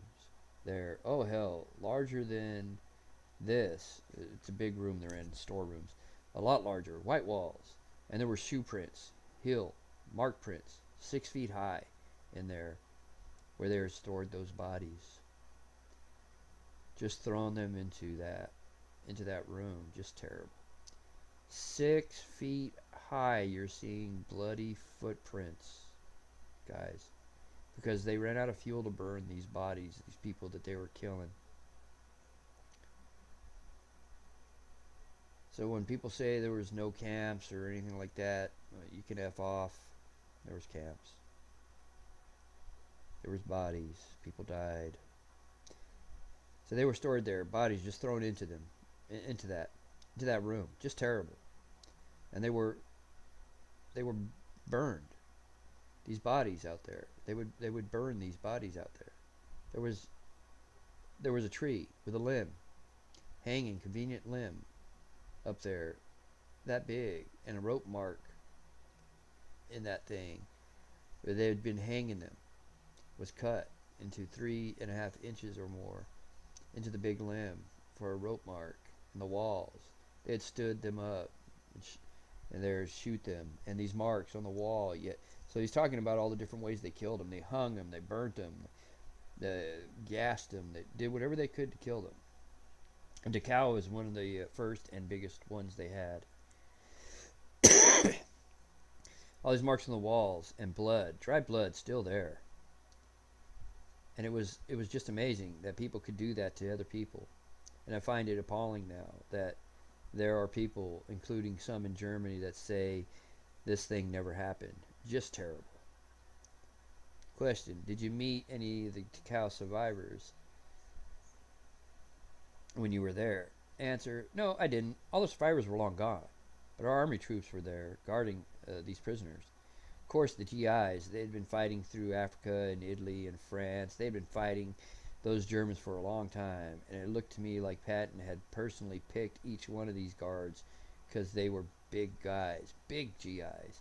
They were backed, and they backed a truck up at the end of the day, backed the truck up at the gate, and had these guys out in the woods cutting woods for the prisoners and the GIs. These prisoners jump out of the back of the truck and walk to the gate. This one GI reached out and grabbed the German by the collar, picked him up like you would a kid, and set him down here and didn't say a word. And that German reached in his pocket and brought out some tobacco and handed it. Put it in the guard's hand. The guard picked him up and put him back in. No word ever spoken by anybody, but the guard knew what he wanted. He wanted that tobacco, and they weren't allowed to have any. I asked one of the guards, "These supermen ever give you any trouble?" He was talking about Superman, and he's talking about SS. I asked him, "Well, what do you do?" Well, we just have them pick up a log and hold it over their head for a long time. For how long? He said until they fall. And I thought, sounds good to me. I spoke to some of those German people around the neighborhood, though 10 miles away, and asked them, did they know what was going on there? And they said they didn't know. They knew something was there, but they didn't know what it was. And I had to believe them that they didn't know what was going on over there. Of course, they knew something was there. My belief is they knew absolutely it was there. You ever smell death, guys? Death reeks. Question: did you walk through the barracks at the Cow and see the bunks and all that? Answer: no, I didn't. I didn't go there. The sleeping quarters. Just where they were killing them and burning them and getting rid of them. But during the last months of the war, they didn't have any fuel to burn them. The bodies and that's why they just stacked them up like cordwood. They had no way of getting rid of them, and so they just stacked them. Question: I was in a small concentration camp in Belgium in the 70s, and originally it was a Belgian prison. It was completely underground, and the Germans had the prison remove 250 million, it was 250 cubic yards of soil to cover it. And I walked through there, and even that many years after the war, there was this feeling. It was a tangible thing. Did you feel anything like that when you walked at the Cow? No, in fact, I went down there some years later with my wife and went through there again. But it had been cleaned up a little bit, and in those years, but I think that the rooms with the footprints up on the walls were still there. I believe that. That was, I think it's important the world never forget that. And I think it's important that the world never forget there weren't Jews, just Jews in there. People seem to think and count the Holocaust, it was just a Jewish problem. It wasn't just Jews. It was a lot of German Protestants were in. It was a lot of German Protestants were in there. If there were, on the opposite side of the regime, and a lot of Polish and all the kinds of people of other than Jews. But the Jews would have you think that it was only the Jews that were exterminated, but they weren't. There were all kinds of folks.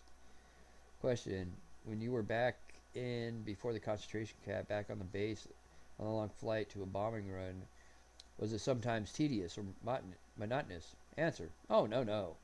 Question: what about if you did bad weather keep you on the ground? Answer: oh yeah. Question: sitting in the tent. It was raining and answer: oh yeah, snow, yeah. Question: what did you do to break the monotony then?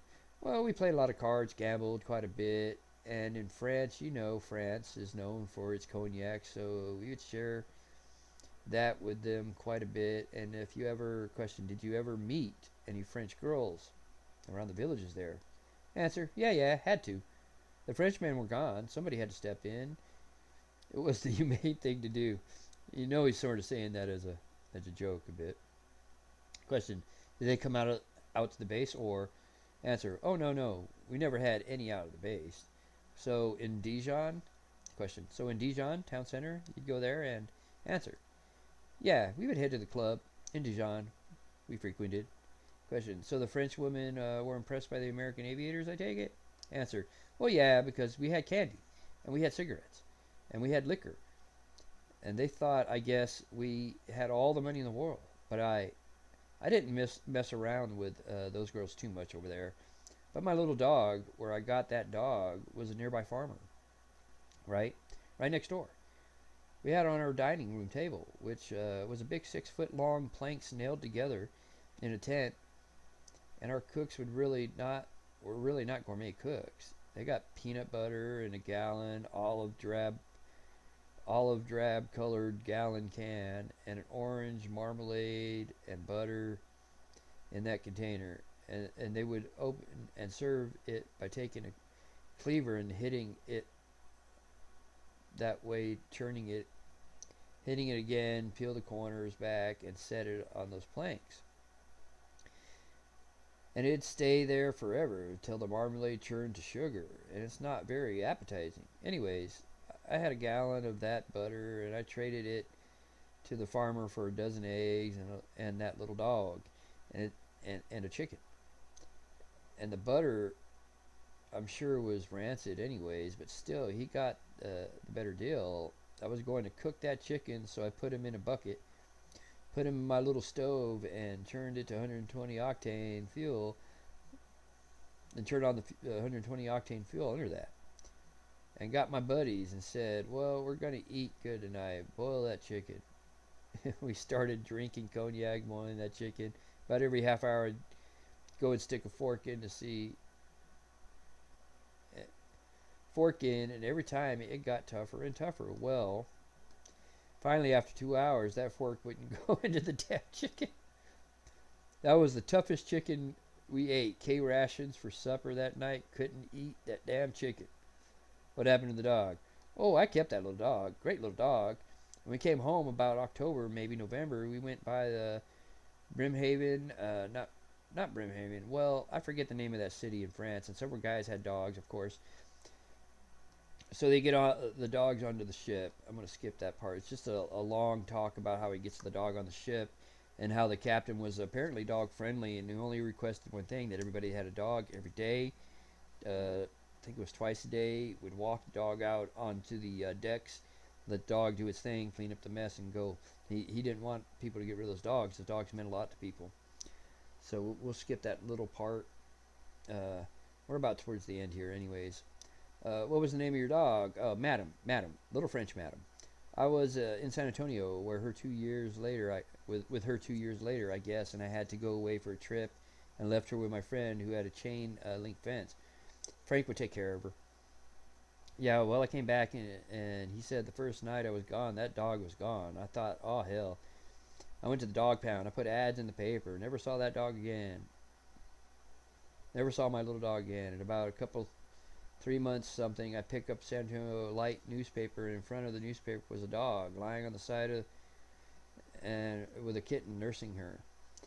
But she had her head up. I said, hell, that's my dog.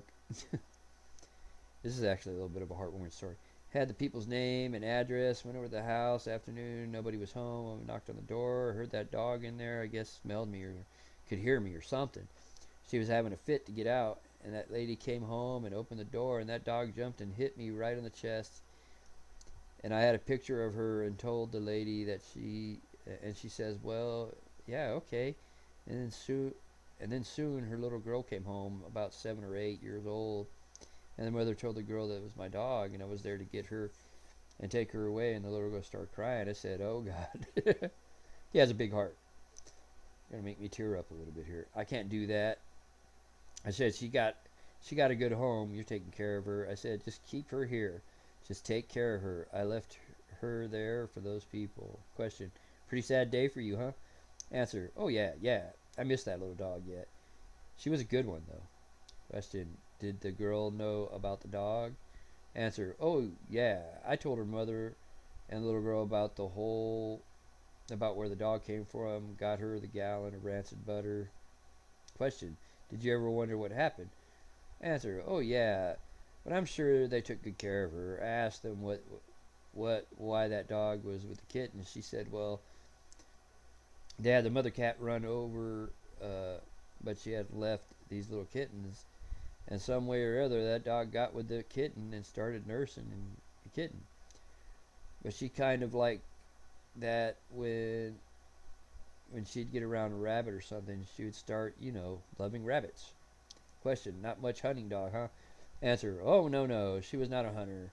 She was a lover, and she slept with me in my sleeping bag. She was always get in the way and go out on the feet, and felt good. I liked her in there, and people could walk by the tent at night and she'd sleep. But if it was a Frenchman, not American, I don't know how she'd come out there and go out there and bark at him, and then I'd go to sleep again, and then she'd come back with. Well, thank you, Frank. Well, thank you very much. Interesting. This is the first pet story we've had. First pet story. Oh. And that's the end of that, guys. I hope you guys had a little bit of fun listening. I would recommend, if you're going to watch this later, do it in double speed mode or something. But this was the pilot, Captain Don Wilson, Captain Thomas Don Wilson. My dad's named after Donald. That was my grandfather's pilot in World War II. Brought my grandfather back home. This is a bit of the story, something to give you guys a little history. The Dachau prison thing, that's something you guys got to really pay attention to. But it was something a little fun to go through. Hopefully you guys liked it, appreciated it. Hopefully you guys learned a little bit from it. It's a little bit of World War II that I wanted to get out there, and I respect this guy a lot. Like I said, after my grandfather died, I learned more about my grandfather in the war from him after my grandfather passed in 2015 than my grandfather had ever told us. He didn't tell us much. I got to find a picture to use as a thumbnail for this. I think I have the idea of which one I'm going to use. There's a picture of the whole flight crew when they're still in Barksdale. Needless to say, man, like I said, I hope you guys enjoyed it. It was a lot longer than I thought it would be. It took me a long time to read this. I'm going to be doing more and more and more and more and more videos. So you guys just keep an eye out for that. Hopefully I'll get better at this too and quicker. But needless to say, I really like doing this. That was fun. It was different. And you guys have a great night. Peace out.